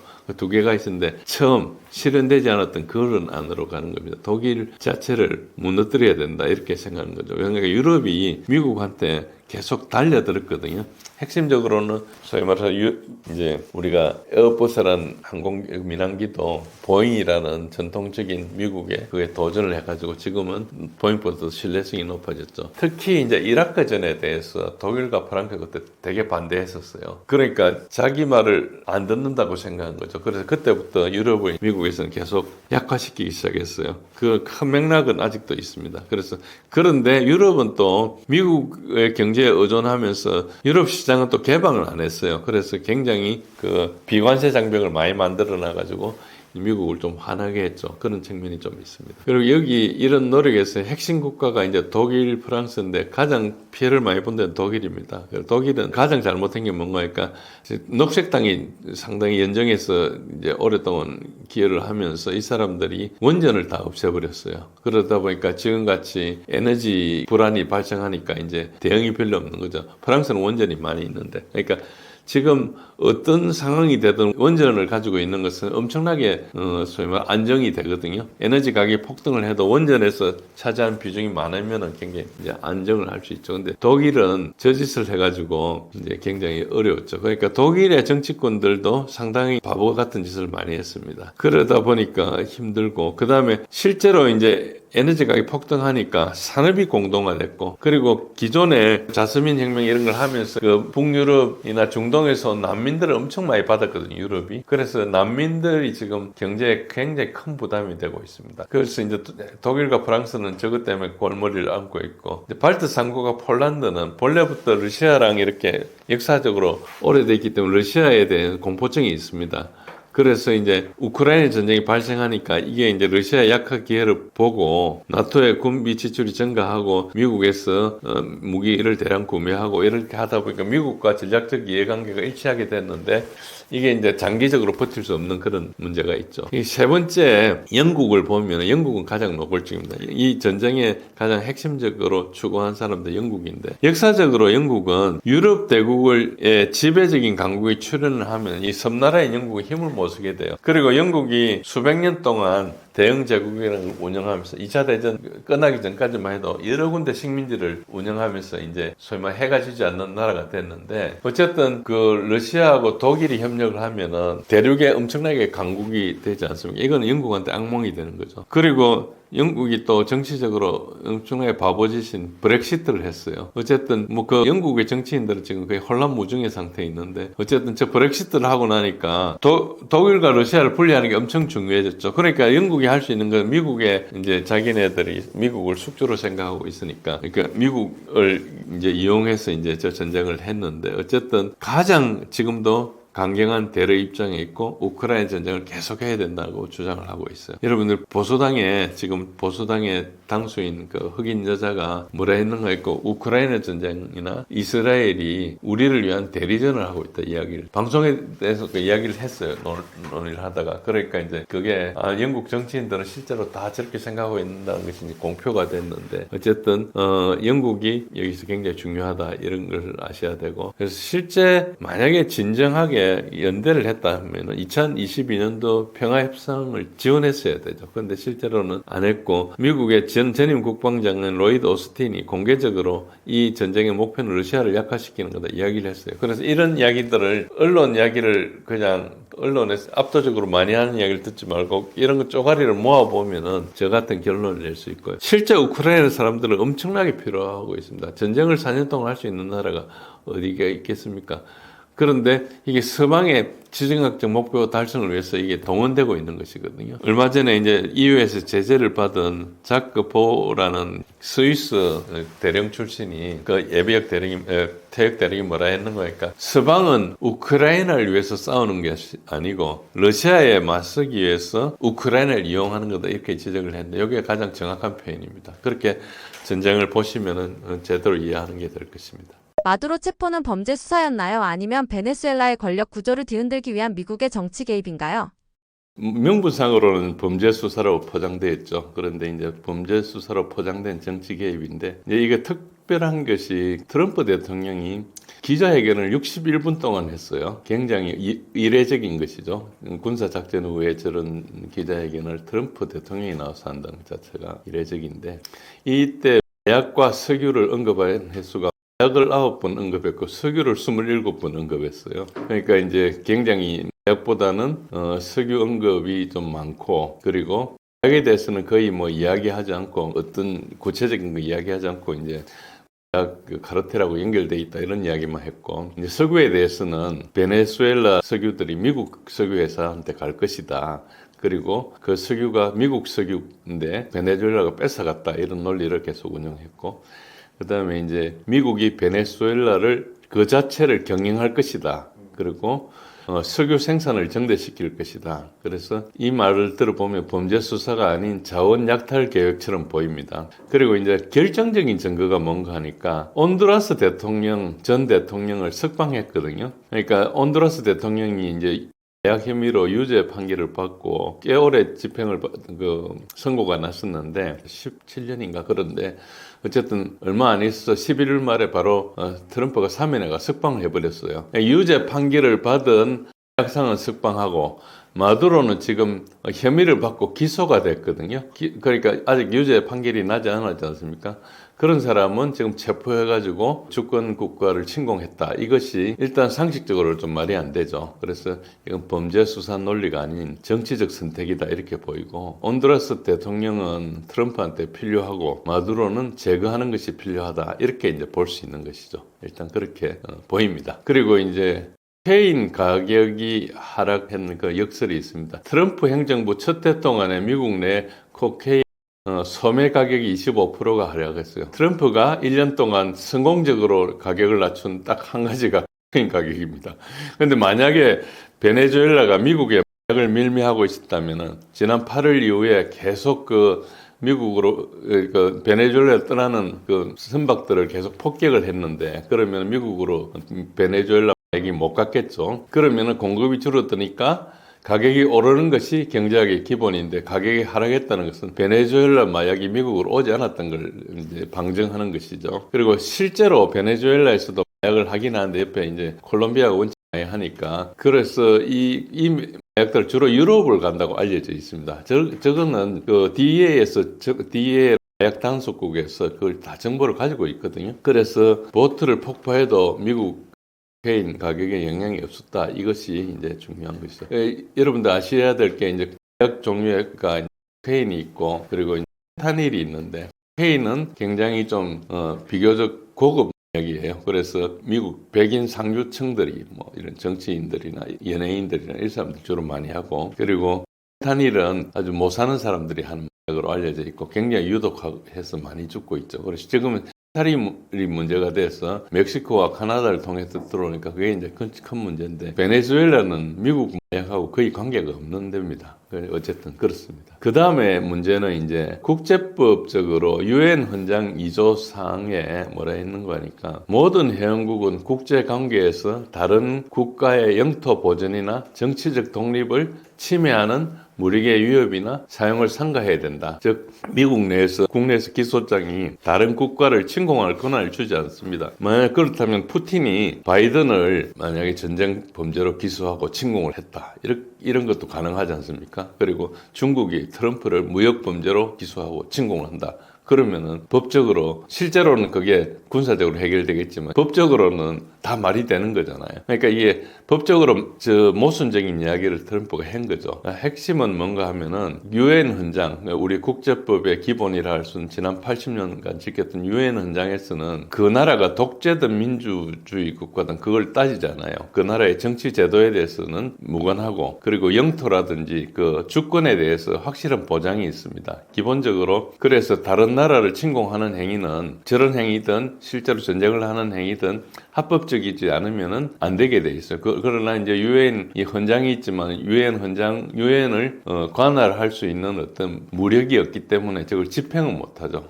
거기서 이루어진 걸 가지고 국제적인 관계에 의해서 이제 소화를 하고 그러는 강제력이 없는 상태이기 때문에 뭐 저기 법이 있다 하더라도 무시하면 되는데 문제는 저걸 한 무시하고 나면은 다음에 저걸 지키자 할 수 없는 거죠. 유엔은 미국이 주도해서 만들었고 여러분들 아시다시피 유엔 본부가 미국 맨하탄에 있습니다.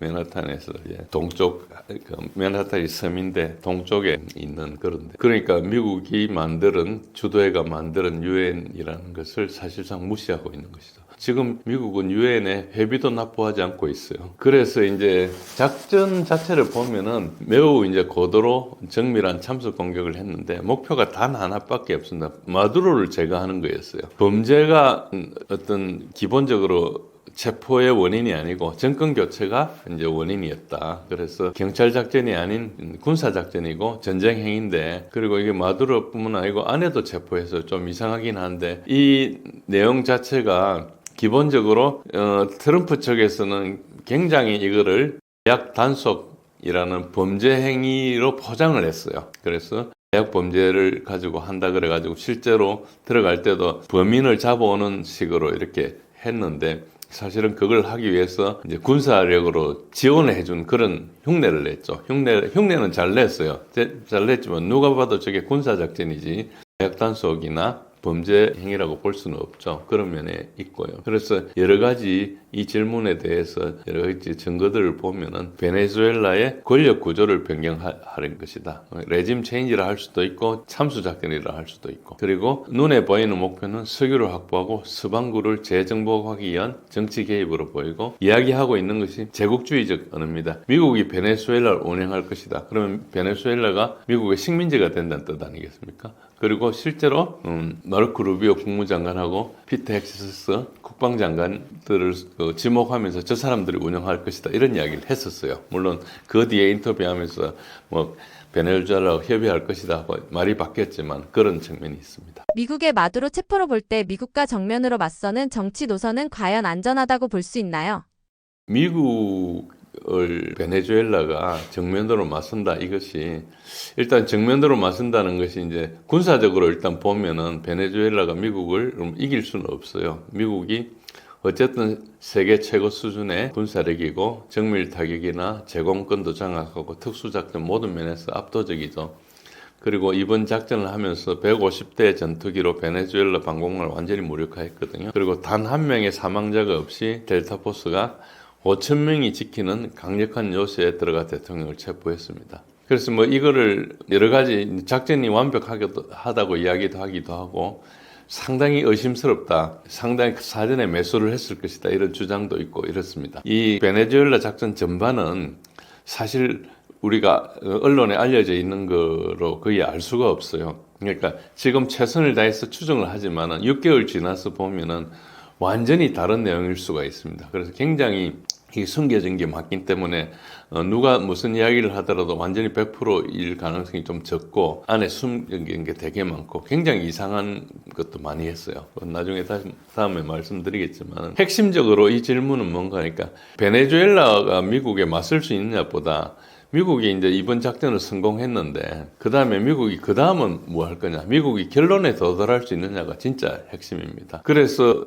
뭐 베네수엘라가 지금 게릴라전 위협을 좀 하기도 하고 지금 모여가 있거든요. 그런데 미국은 계속해서 마두로를 제거하니까 이제 베네수엘라 전반에서 뭐 엄청나게 환호하고 한다 이런 영상이 많이 나오는데 알고 보니까 그게 다 AI였어요. 실제 영상들은 마두로 지지하는 시위가 엄청나게 일어나고 있는 것들이 있는데 이제 그걸 방송하지 않고 있죠. 그러니까 이게 정보 작전이 들어가 있는 거죠. 어쨌든 군사 작전을 성공했는데 그 다음 관리하는 게 되게 어렵습니다. 그리고 이제 이 베네수엘라의 미국 입장에서 보면 저항 세력이 어디가 있는가 하니까 콜렉티보스 차비스타스라는 데가 있습니다. 이제 베네수엘라가 진정으로 반미를 시작하고 그 주권을 옹호하기 시작한 것은 차베스 대통령 때부터인데 차베스 대통령이 2012년에 이제 사망했거든요. 그렇지만 반미 저항 그러니까 민족주의적인 식으로 해가지고 차베스가 들어와서 석유를 국유화하고 그러면서 이제 소위 말해서 미국의 엑슨 모빌이나 쉐보론 같은 데서 돈을 뽑아가던 이걸 이제 중단하고 국민들한테 돌리고 이런 걸 많이 했었어요. 근데 그러니까 이제 미국에서 제재를 해가지고 살기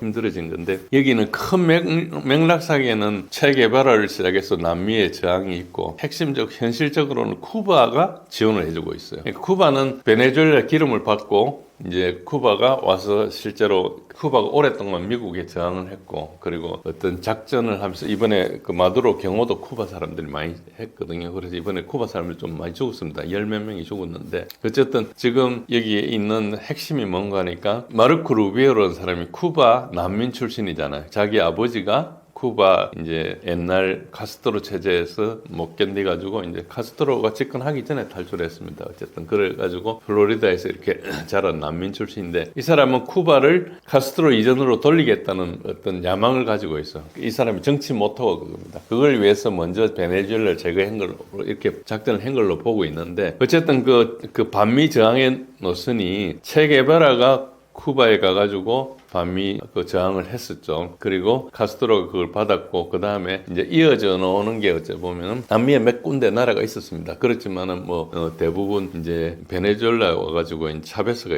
이어받았죠. 그래서 그 저항 이름이 콜렉티보스 차비스타스라는 게 차베스 정신을 기리는 겁니다. 차베스를 사랑하는 모임 이거 차사모 같은 거예요. 저기가. 그런데 친정부이면서 중군사 그룹이었어요. 그러니까 마두로는 차베스의 그 정책을 이어받았거든요. 이 사람이 버스 기사 출신인데 이제 노조에서 이 사람을 좋아해가지고 이 사람 결국 대통령이 됐어요. 그러니까 기본적으로 이 사람 엘리트가 아니죠. 그러니까 엘리트들은 따로 있어요. 지금 노벨 평화상을 받은 마차도가 엘리트 출신이고 이 사람은 미국 CIA 돈으로 미국에서 유학해가지고 학위도 받고 했던 사람이고요. 그리고 이제 지금 부통령이었다가 지금 대통령 권한대행이 된 델시 로드리게스도 굉장히 공부를 많이 한 사람인데 이 사람은 미국 계열은 아닙니다. 그렇지만은 이 사람하고 어쨌든 그래도 엘리트들은 이제 미국하고 좀 연결이 돼 있기 때문에 사람들이 의심을 많이 하기는 해요. 그러나 이제 델시 로드리게스는 자기 아버지가 70년대에 민족주의를 하다가 CIA한테 이제 고문을 받다가 죽었거든요. 그래서 사람들이 민족주의자라고 좀 보기도 하고 그런 측면이 있습니다. 그래서 이 콜렉티보스 차비스타스라는 이 그룹이 친정부 중군사 그룹이고 그리고 카라카스 특정 지역에서 영토 통제를 사실상 행사하고 있습니다. 약간 마적단이나 산적단 비슷한데 실제로 그런 걸 하면서 뭐 조금 돈을 받아가지고 자기는 운영도 하고 이렇게 하고 있는 그런 조직이라 볼 수 있습니다. 베네수엘라가 지형이 굉장히 험하거든요. 그러니까 베트남에 한 3배쯤 되는데 베트남보다 더 심각한 정글들이 많습니다. 그러니까 저런 것들이 이제 할 수 있죠. 여기 이 조직들이 이제 조직이 돌격 소총으로 무장되어 있는 그러니까 뭐라 그럴까요? 뭐 엄청난 중화기를 가지고 있는 게 아니고 그 게릴라전 하기 되게 좋은 그런 조직이죠. 그래서 봉기를 한다면 거의 완벽한 조직입니다. 정글에서 생활하고 있고 정글을 통제하고 있으면서 소화기로 이렇게 하기 때문에 미국이 들어와서 하려면 그걸 뭐 전체를 폭격하지 않은 이상은 이제 지상전을 벌려야 되면 베트남전에 재현이 되거든요. 있거든요. 그러니까 여기저기 늘 미국이 이기는데 나중에 보면 전체적으로 전쟁이 끝나지 않는 그런 이제 악몽이 되는 거죠. 그리고 이제 이번 작전이 엄청 성공했는데 이 작전은 굉장히 초기 하나 시작에 불과합니다. 그리고 이 작전이 성공했다고 많은 사람들이 미국의 군사력이 대단한 걸로 생각하는데 미국이 잘하는 게 이것밖에 없다고 보시면 됩니다. 그러니까 지난 9.11 이후에 아프간전부터 시작해가지고 이라크전 그 뒤에 여러 가지 전쟁을 했지 않습니까? 그러니까 미국의 군사력은 전부 이런 참수 작전에 집중이 돼 있어요. 그러니까 특수전 참수 작전 이런 거는 하는데 이란에 솔레이마니도 암살했고 뭐 여러 가지 이제 모사드하고 CIA하고 연결해가지고 그 정부를 찾아가가지고 딱딱 때리는 거 이런 건 잘하는데 정규전은 능력을 보여준 적이 없어요. 어째 보면 미국 군사력 자체가 정규전을 수행할 능력이 안 돼가지고 지금 우크라이나에서 엄청나게 헤매고 있죠. 우크라이나 작전을 미국이 지휘하고 있거든요. 완전히 우크라이나 가서 손발만 하고 있는 것이지 모든 것들을 다 지휘하고 있어요. 그래서 이런 미국의 이런 참수 작전 특화된 그야말로 근 30년 동안 이 작전밖에 안 한 미국이 이것도 못한다는 건 좀 말이 안 되죠. 어쨌든 뭐 그래서 이걸 보고 우리는 못하고 세계 어디도 이런 작전을 못하니까 전부 다 이제 감탄해서 보는데 사실은 이게 미국이 제일 잘하는 작전이다 그런 것이고 그리고 이라크하고 아프간에서도 이렇게 작전을 했어요. 사담 후세인의 군대도 몇 주 만에 붕괴됐고 탈레반은 처음에 들어가니까 다 도망갔어요. 근데 20년 있다가 쫓겨났잖아요. 그러니까 봉기를 하고 게릴라전을 하고 급조 폭발물이 있고 자살 폭탄이 있고 이런 데서는 미군이 견딜 수가 없는 겁니다. 20년 동안에 돈을 얼마나 쓰는 거니까 뭐 수조 달러 혹은 그 이상을 썼어요. 엄청나게 많은 돈을 써가지고 지금 미국이 재정이 무너진 것도 그때 돈을 너무 많이 써가지고 그렇게 된 것이거든요. 그리고 수천 명의 미군이 사망했지만은 결국 철수했어요. 개별 전투로 보면 미국이 압도적으로 했지만은 전쟁을 이기지 못한 것이죠. 그래서 진짜 질문은 이거 시작한 다음에 그 다음에 뭘 할 것이냐 이 문제에 대해서 미국도 확신이 없어요. 트럼프가 이야기를 하는 거 보면은 이거 들어가겠다 이런 이야기를 안 하는 것 같아요. 뭐 그 이야기는 하긴 해요. 말 안 들으면 마두로처럼 하겠다고 겁은 주는데 저 작전 한번 하는데 저런데 그 다음에 계속 하긴 좀 어렵죠. 그런 측면이 있습니다. 그래서 이제 우리가 더글러스 맥그레거 대령이 쓴 말인데 조금 임신할 수 없다는 거예요. 그러니까 들어가면 완전히 들어가야 되는 거죠. 우리가 애를 뭐 임신을 할 때 손가락 하나면 임신할 수는 없는 거잖아요. 그러니까 임신을 하든 안 하든 둘 중에 하나인데 이 작전을 시작했으면은 트럼프가 우리가 베네수엘라를 운영한다 이렇게 이야기했는데 그럼 실제로 어떻게 운영할 거냐 지상에 없는 거예요. 카리브해 잔뜩 가가지고 해군력을 제시하고 있지만은 만약에 델시 로드리게스 대통령 권한대행한테 항공모함에서 뭐 감 질러가지고 명령을 할 수는 없잖아요. 그런데 듣지 않으면은 만약에 그거를 정치적으로 수행 불가능해가지고 안 들어준다면 어떻게 할 겁니까? 2차 공격을 하겠죠. 그래가 그 델시 로드리게스를 또 납치하겠죠. 그 다음엔 3차, 4차 이걸 해야 되는 거죠. 딜레마가 뭔가니까 군사력이 지상에 없으면 통제가 불가능합니다. 그러니까 반드시 그 정권을 실제 통제하기 위해서는 물리력이 근처에 있어야 돼요. 그래서 지상군이 그렇게 해서 중요한 겁니다. 지상군 자체는 공군이나 해군에 비해서 위력이 그렇게 크지 않지만은 직접 가서 통제할 수 있는 것은 지상군밖에 없거든요. 공군이나 해군은 아무리 폭격하고 겁을 주고 봉쇄를 하고 해도 실제로 최종적으로 결정을 못 내리는 거예요. 그래서 지상군이 되게 중요한데. 근데 만약에 미국이 지상군을 가지고 들어간다. 그러면 이제 수렁에 빠지는 거죠. 거기 가면은 콜렉티보스 차베시스타스가 기다리고 있죠. 그리고 베네수엘라 정규군도 저항할 수 있고 내무장관 카벨로가 이미 TV에 나가지고 헬멧하고 방탄복 쓰고 테러리스트과 협력하지 마라 그랬어요. 이게 정치적인 그 선언일 수도 있지만 실제로 저거를 이제 이야기를 했다고 볼 수 있죠. 그러니까 저 말을 듣고 무시하고 이렇게 행동하기가 쉽지 않거든요. 그래도 베네수엘라 지금 장악하고 있는 것은 정부니까요. 그런 측면이 있고 물론 베네수엘라가 미국을 군사적으로 이길 수는 없죠. 그러나 베네수엘라가 미국을 수렁에 빠뜨릴 수 있는 거고 이거는 벌써 60년 전부터 증명이 된 겁니다. 베트남전 이후로. 그리고 결국 게릴라전을 하고 봉기를 하고 끊임없는 저항을 하고 이게 그 호치민이 그렇게 했던 것은 뭡니까? 민족주의였거든요. 우리가 독립을 원한다는 거였어요. 프랑스에서 독립을 원하고 그리고 미국으로 독립을 원한다. 그거였어요. 그리고 그 가난한 나라가 어떻게 전쟁을 했겠어요? 미국이 줬던 남월남 정부군한테 줬던 무기들이 전부 다 베트콩한테 왔잖아요. 그러니까 부패한 거 이런 걸 한 거죠. 실제로 지상에서 저런 정신을 가지고 계속 하면은 그 미국이 지원하는 데는 대부분 그렇습니다. 이라크도 마찬가지고 아프간에 들어가서도 친미 정권을 수립했잖아요. 근데 미국이 철수하는 날 같이 도망갔잖아요, 다. 그러니까 소위 말해서 전체적인 정서나 저항이나 이런 것들이 지배적이면은 어떻게 할 수가 없는 거예요. 그러면 핵폭탄을 떨어뜨려가지고 없애버리든지 뭐 그런 수밖에 없는 거죠. 그러니까 실제로 이제 이게 미국한테 앞으로 기다리고 있는 것은 이제 지뢰밭이 기다리고 있다 이렇게 볼 수 있습니다. 근데 전쟁이란 것은 정치적인 목표를 달성해야 이기는 것이거든요. 전쟁을 그냥 하는 게 아니고 정치적인 목표를 위해서 달성하기 위해서 하는 거지 않습니까? 그래서 정치적인 목표가 안정적인 친미 정부를 수립하는 것이고 석유의 안정적인 공급을 하고 이게 된다면은 전쟁을 실패하는데 근데 문제는 뭔가 석유라는 제한된 자원을 미국도 가지려고 그걸 가지고 베네수엘라는 국민한테도 주려고 그러지 않습니까? 이거 제로섬 게임이에요, 기본적으로. 그래서 뭐 양쪽이 다 서로 윈윈하는 중간에 어떤 있겠죠. 어떤 거기에 가면 서로 윈윈하는 그런 영역이 있을 수 있는데 그걸 그렇게 찾으려고 한다고 볼 수 없는 게 만약에 그렇다면은 그냥 베네수엘라한테 미국에서 제재 풀고 투자해가지고 많이 생산하면 그 이익을 나누기를 하면 되지 않습니까? 그러니까 그렇지 않고 지금 뺏으러 간다는 것은 그거 말고 다른 게 있다고 볼 수 있는 것이죠. 그래서 지금 시작 단추가 너무 많은 방법으로 잘못될 수 있기 때문에 미국이 바로잡을 능력이 없다고 보는 겁니다. 미국이 이때까지 보여준 것은 저런 걸 바로잡을 능력을 증명한 적이 한 번도 없어요. 60년 동안 계속 실패해왔거든요. 엄청나게 많은데 전쟁을 일으켰지만은 아무것도 해결 안 됐어요.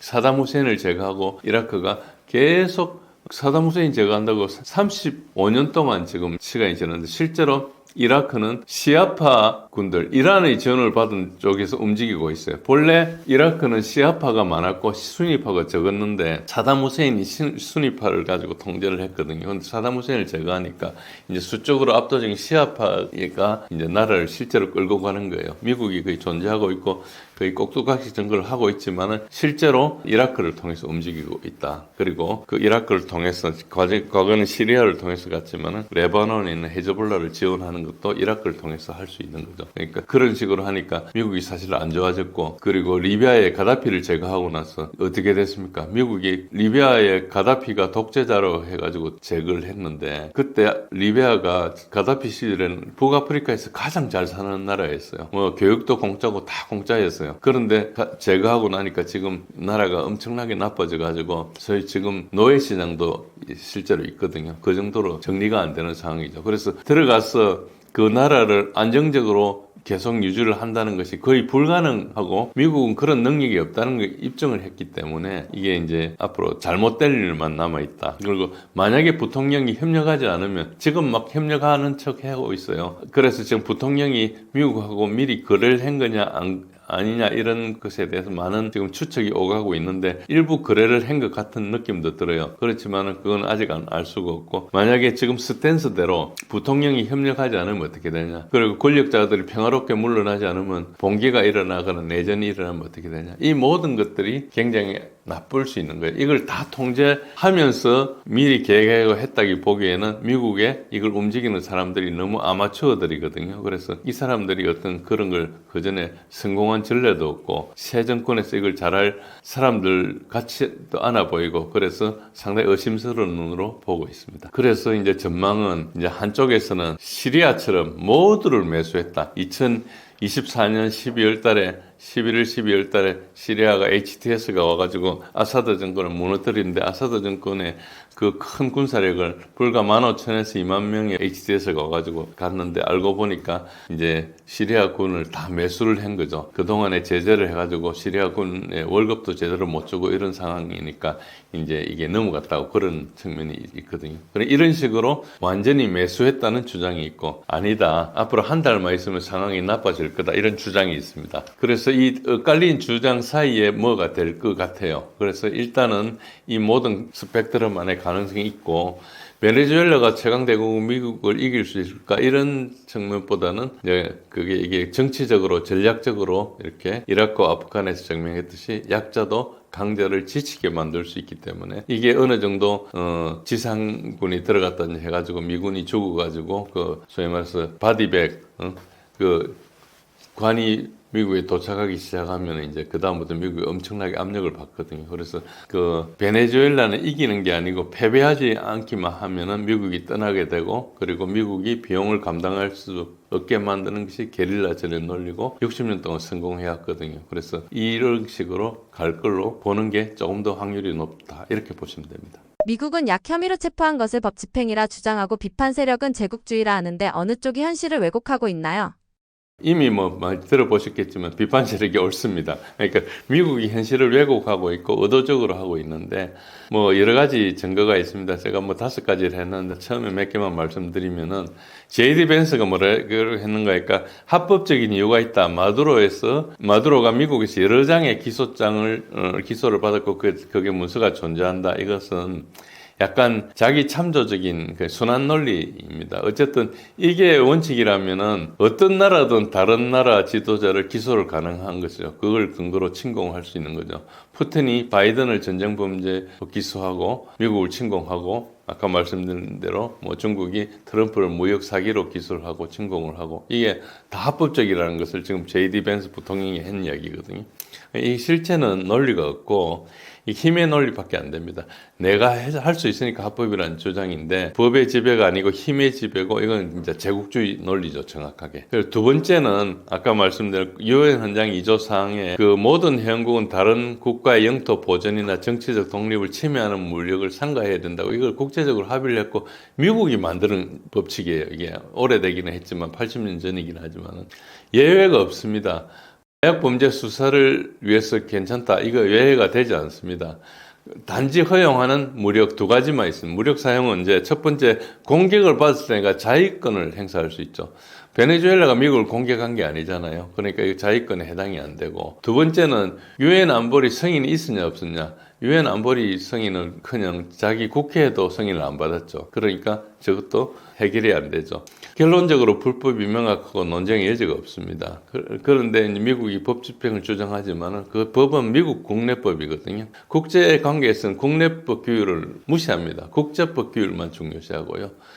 보통 국제법을 우리가 조약을 맺거나 하면 국제법을 국내법화하는 비준 과정을 거쳐요. 그래가지고 국제적인 조약을 맺었는데 그게 국내법에 저촉될 수가 있잖아요. 그러면은 각국이 비준을 해가지고 국내법하고 조정을 합니다. 그래서 주권이 약간 제한되는 경우가 있지만은 우리가 우리 주권을 우리 헌법에서 우리가 선언하고 있는데, 국제적인 예를 들어서 FTA를 했다 그러면은 우리의 주권을 약간 제한받는 거잖아요. 우리 정책을 바꿔야 되는 거니까. 그런 경우에 비준을 해가지고 국제법을 국내적으로 수용하는 것이지, 내 국내법을 다른 나라에 강제하는 국제법을 하는 법은 없어요. 그래서 국제법으로는 불법이 굉장히 명확하죠. 그러니까 미국이 힘이 있으니까 저렇게 이제 위록지마를 하고 있는데 다른 사람들이 겁이 나서 이야기를 못하는 거, 이런 걸 보시면 됩니다. 역사적 선례의 위험성이 있고요. 이거를 이야기하고 나면 이게 선례가 되지 않습니까? 그럼 앞으로 이제 모든 나라를 이렇게 했을 때 미국은 대항할 수 없어요.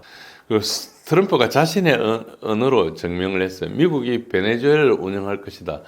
그냥 트럼프가 그냥 아무 생각 없이 이야기한 것처럼 기자의 질문에 답변했는데 이게 굉장히 위험한 이야기거든요. 베네수엘라 석유가 미국 회사들한테 갈 것이다. 석유 생산을 정대시킬 것이다. 즉 돈을 투자해가지고 하겠다는 거죠. 이건 시간이 오래 걸리는 이야기지만 어쨌든 그렇게 하는 것이고, 그런데 이 자체가 이미 완전히 베네수엘라의 주권을 무시하는 행위죠. 유엔 헌장을 정면으로 배치하는 이야기입니다. 그리고 경찰작전이라고 이야기를 했지만 사실상 군사작전이에요. 델타포스를 사용했기 때문에 거기 경찰 몇 명이 소화기를 들고 들어간 것은 전혀 어떤 중요한 게 아니고, 그 작전에서 명분이 중요한 게 압도적인 작전 부분이 뭐였느냐. 150대 항공기, 항공모함, 그리고 전자전기, 그 다음에 여러 가지 헬기들, 이런 특수부대, 델타포스, 이런 게 압도적으로 군사력이 많지 않습니까? 그러니까 군사력이 99.9%고 경찰력은 0.1%밖에 안 되는데 그걸 경찰 작전이라고 이야기한다는 게 좀 말이 안 되고, 목표는 마두로 한 명을 했어요. 그러니까 명백하게 참수 작전을 했거든요. 기본적으로 그러니까 이거는 갖다 붙이려고 한 것이지 누구도 동의할 수 없는 걸 이야기했을 뿐입니다. 국제법 논란을 감수하면서까지 체포를 강행한 진짜 이유는 무엇인가요?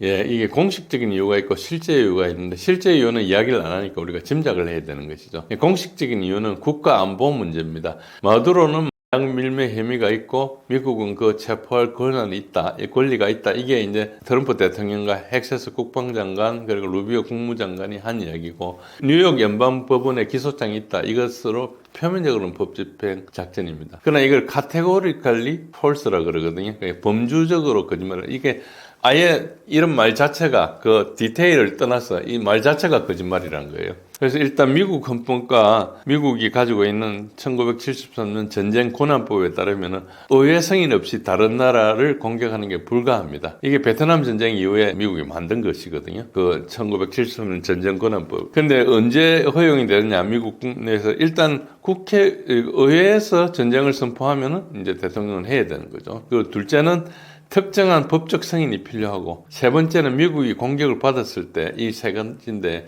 베네수엘라 경우는 어느 것도 해당되지 않죠. 그래서 이제 그 다음 실제 이유가 뭐냐 이 다음부터는 이제 추정에 들어가는 겁니다. 많은 사람들이 이야기하는 것은 마약이 아니고 석유일 것이다. 석유를 자꾸 이야기를 했으니까. 근데 그걸 따져보면 미국이 이제 지금 현재 심각한 석유 문제에 직면해 있거든요. 불과 한 10년, 15년 전까지만 해도 미국이 셰일 혁명을 해가지고 앞으로 에너지 문제가 없다고 그랬는데 셰일은 이미 2023년도에 피크를 쳤어요. 그러니까 트럼프가 대통령이 돼가지고 셰일을 계속 다시 생산을 하고 하기는 하지만은 이미 유정이라는 게 한번 피크를 치고 나면은 그 다음에 그게 닿거나 다시 그걸 움직이려면 엄청나게 많은 노력이 필요한 상태고 그런 게 있고 그리고 이제 전략 비축유가 스트래티직 페트롤륨 리저브라는 SPR이 지금 1980년대 이후 최저 수준입니다. 지난 러우전 이후에 유가가 올라가니까 유가에 따른 인플레를 막기 위해서 여러 이제 석유 오페크에 뭐 요청하고 있는데 사우디도 말을 안 듣고 아무도 말을 안 들었죠. 그거를 그러니까 생산을 한번 늘리고 나서 나중에 늘리가지고 자기 석유 수출 국가들 석유값만 떨어지면 자기가 손해인데 이제 그 사이 유가가 오르면 각국의 재정에 형편이 되니까 이제 생산량을 안 늘리는 상태죠. 그 상태에서 할 수 없이 이제 미국이 가지고 있는 전략 비축률을 풀었거든요. 그러다 보니까 지금 거의 80년대 이후에 한 40몇 년 동안에 거의 최저 수준에 있다. 그런데 이제 SPR이라는 것은 사실은 전략 비축유지 않습니까? 전쟁을 대비해서 비축하는 것이에요. 그리고 진짜 그거에 비슷한 영향을 미친 이제 비상사태용으로 쓰는 건데 뭐 국민들 유권자 표를 사기 위해서 쓰는 용도가 아닙니다. 그러니까 다시 채워야 되는 입장이 있죠. 이 보시면은 2020년 1분기 이후에 지금 지난 5년 동안의 전략 비축유 그래프인데 파란 게 비축유입니다. 보시면은 2022년 1분기부터 그러니까 러우 전쟁이 벌어졌을 때부터 이제 풀기 시작했어요. 이 비축유를. 그래서 역사적 평균이란 게 5억 7천만에서 5억 9천만 배럴 정도 사이가 되는데 저 역사적 평균을 그때부터 러우전 하면서 떨어졌어요. 그러니까 러우전 하면서 미국이 저걸 엄청나게 많이 풀었어요. 그러니까 지금 그 채우고 있는데도 불구하고 그때 절반 수준밖에 안 되죠. 그래서 저걸 앞으로 계속 채워야 되는데 이제 미국이 소비하는 석유도 있기 때문에 저걸 빨리 채울 수가 없습니다. 그래서 사람들이 예측하기로는 한 20년까지 걸리지 않을까 이 정도로 이게 좀 비관적으로 보고 있거든요. 어쨌든 그런 차원에 있습니다. 그리고 이제 석유 자체도 문제, 전체 볼륨도 문제지만 정제소의 불일치 문제도 있습니다. 석유가 이제 뭐 여러 가지 등급이 있지만 크게는 이제 경질유하고 중질유가 있습니다. 중질유도 여러 가지 뭐 아주 초중질유도 있고 뭐 여러 가지가 있는데 어쨌든 미국은 지금 생산하고 있는 게 경질, 뭐 그러니까 샴페인 같은 스위트, 그러니까 이렇게 모양이 철렁철렁한 그런 아주 가벼운 원유를 생산하고 있는데 지금 베네수엘라 거를 옛날부터 쓰다 보니까 텍사스하고 루지애나에 있는 그 멕시코만에 있는 거대 정제소들이 전부 베네수엘라 석유에 맞춰서 건설했어요. 그러니까 중질유, 그 이제 시커마다 그래가지고 싸우라 그러는데 중질 원유를 처리하도록 되어 있습니다. 그래서 이제 이게 같은 데가 어디 있는 거니까 이제 중동이나 베네수엘라에서 나오는 이제 진한 슬러지 같은 석유를 할 수 있는 거예요. 그래서 미국은 경질유를 생산하지만은 엔진은 미국에서 굉장히 많이 쓰는 트럭 육상으로 쓰는 게 다 디젤 디젤로 작동하고 있거든요. 그래서 베네수엘라 석유를 한 32년 동안 제대로 못 썼기 때문에 이거를 하려면은 사우디아라비아에서 중진유를 수입해서 해결해야 되는데 지금 그 관계가 종결돼 있어요. 그러니까 사우디가 더 이상 서방의 주유소를 안 하겠다 이야기하고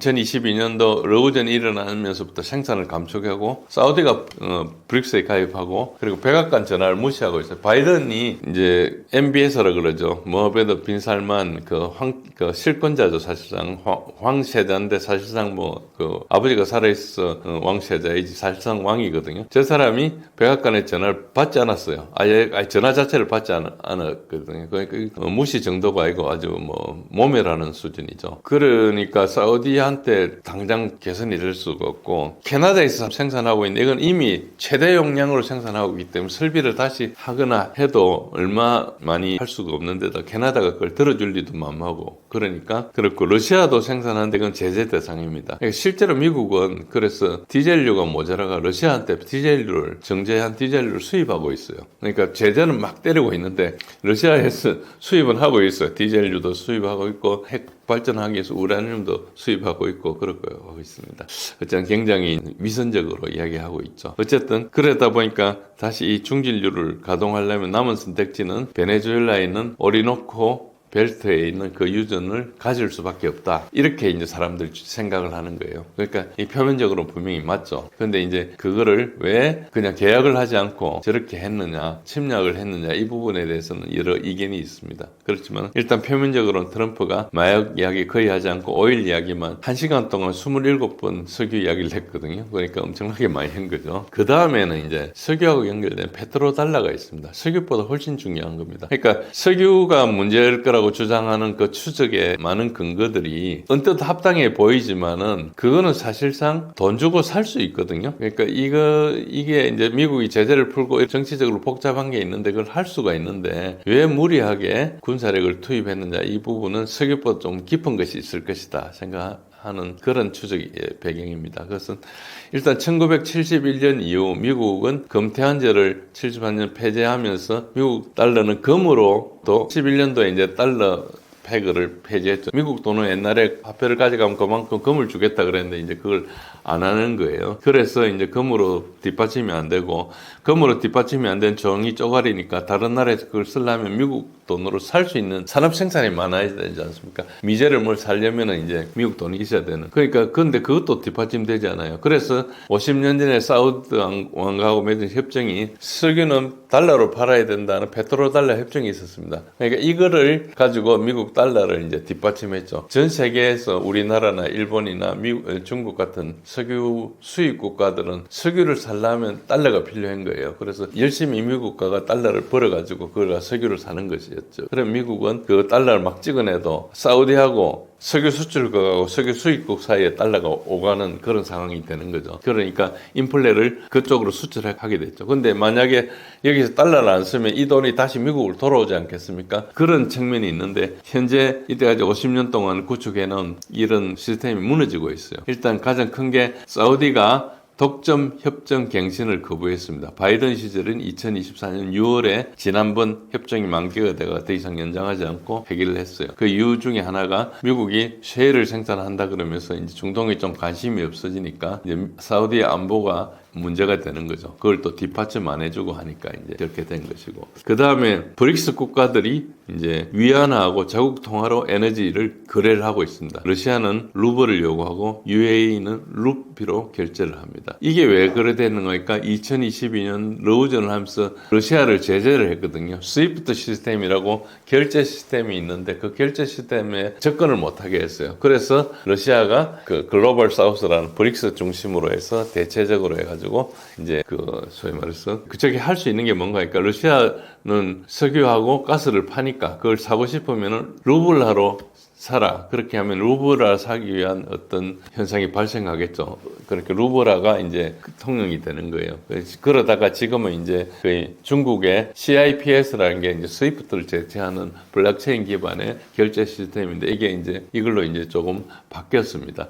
결국은 지금 CIPS로 거래가 많이 되니까 스위프트에서 거래가 잘 안 되는 거예요. 스위프트라는 체제가 자기네들 무기로 사용했고 이걸 가지고 여러 나라를 제재할 수 있었던 게 스위프트는 이제 양쪽 거래 간에 중간에 거래 은행이 있고 중간에 결제하는 데가 있다 치면은 이 최소한 5단계를 거쳐야 되지 않습니까?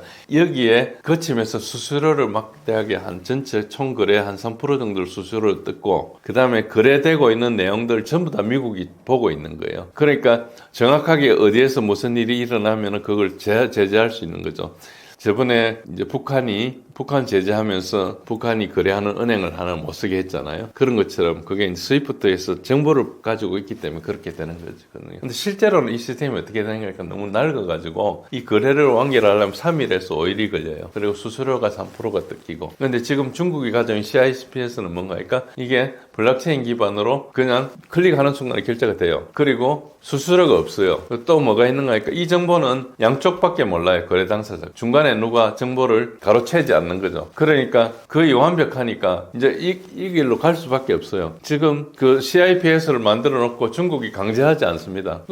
그냥 가는 거죠. 쉬우니까. 우리가 옛날에 우편을 보내려면은 우체국에 가가지고 뭐 필요하면 등기고 빨리 가려면 속달을 하고 이렇게 해가지고 막 보내는데 지금은 어떻게 합니까? 퀵 서비스로 가고 그냥 실제로 물건이 필요 없으면 이메일로 가고 하지 않습니까? 문자로도 가고 이렇게 하는 여러 가지 수단이 있는데 그게 거의 공짜에 가깝지 않습니까? 그런데 지금 우체국에 가가 하려면 내가 우체국 가는 교통비도 들고 여러 가지 준비해가지고 우편으로 붙여야 되고 물론 이제 택배나 이런 걸 좀 달리 편지 내용들은 좀 스위프트에 주는 게 문자 메시지를 전달하는 거거든요. 그게 팩스 머신 시대 때 개발된 거예요. 그러니까 지금 중국이 제시하는 것은 우리 같으면은 뭐 5G, 6G로 간다 치면 이건 옛날에 전화 교환기를 가지고 이렇게 하는 방식이거든요. 그러니까 당연히 시스템 자체가 CIPS가 훨씬 낫죠. 다만 지금 어떤 진영 논리에 의해서 우리가 그걸 못 쓰고 있는 것인데 모든 사람들이 CIPS를 쓰고 싶어 마음은 굴뚝인데 눈치 보이가 못 쓰는 것이거든요. 태국 같은 데 CIPS를 씁니다. 그걸 썼거든요. 아마 지금 태국과 그 캄보디아 간의 전쟁이 일어나고 있는 원인 중에 하나도 미국이 가지고 공격했다는 이런 주장도 있습니다. 이게 너무 나가기 때문에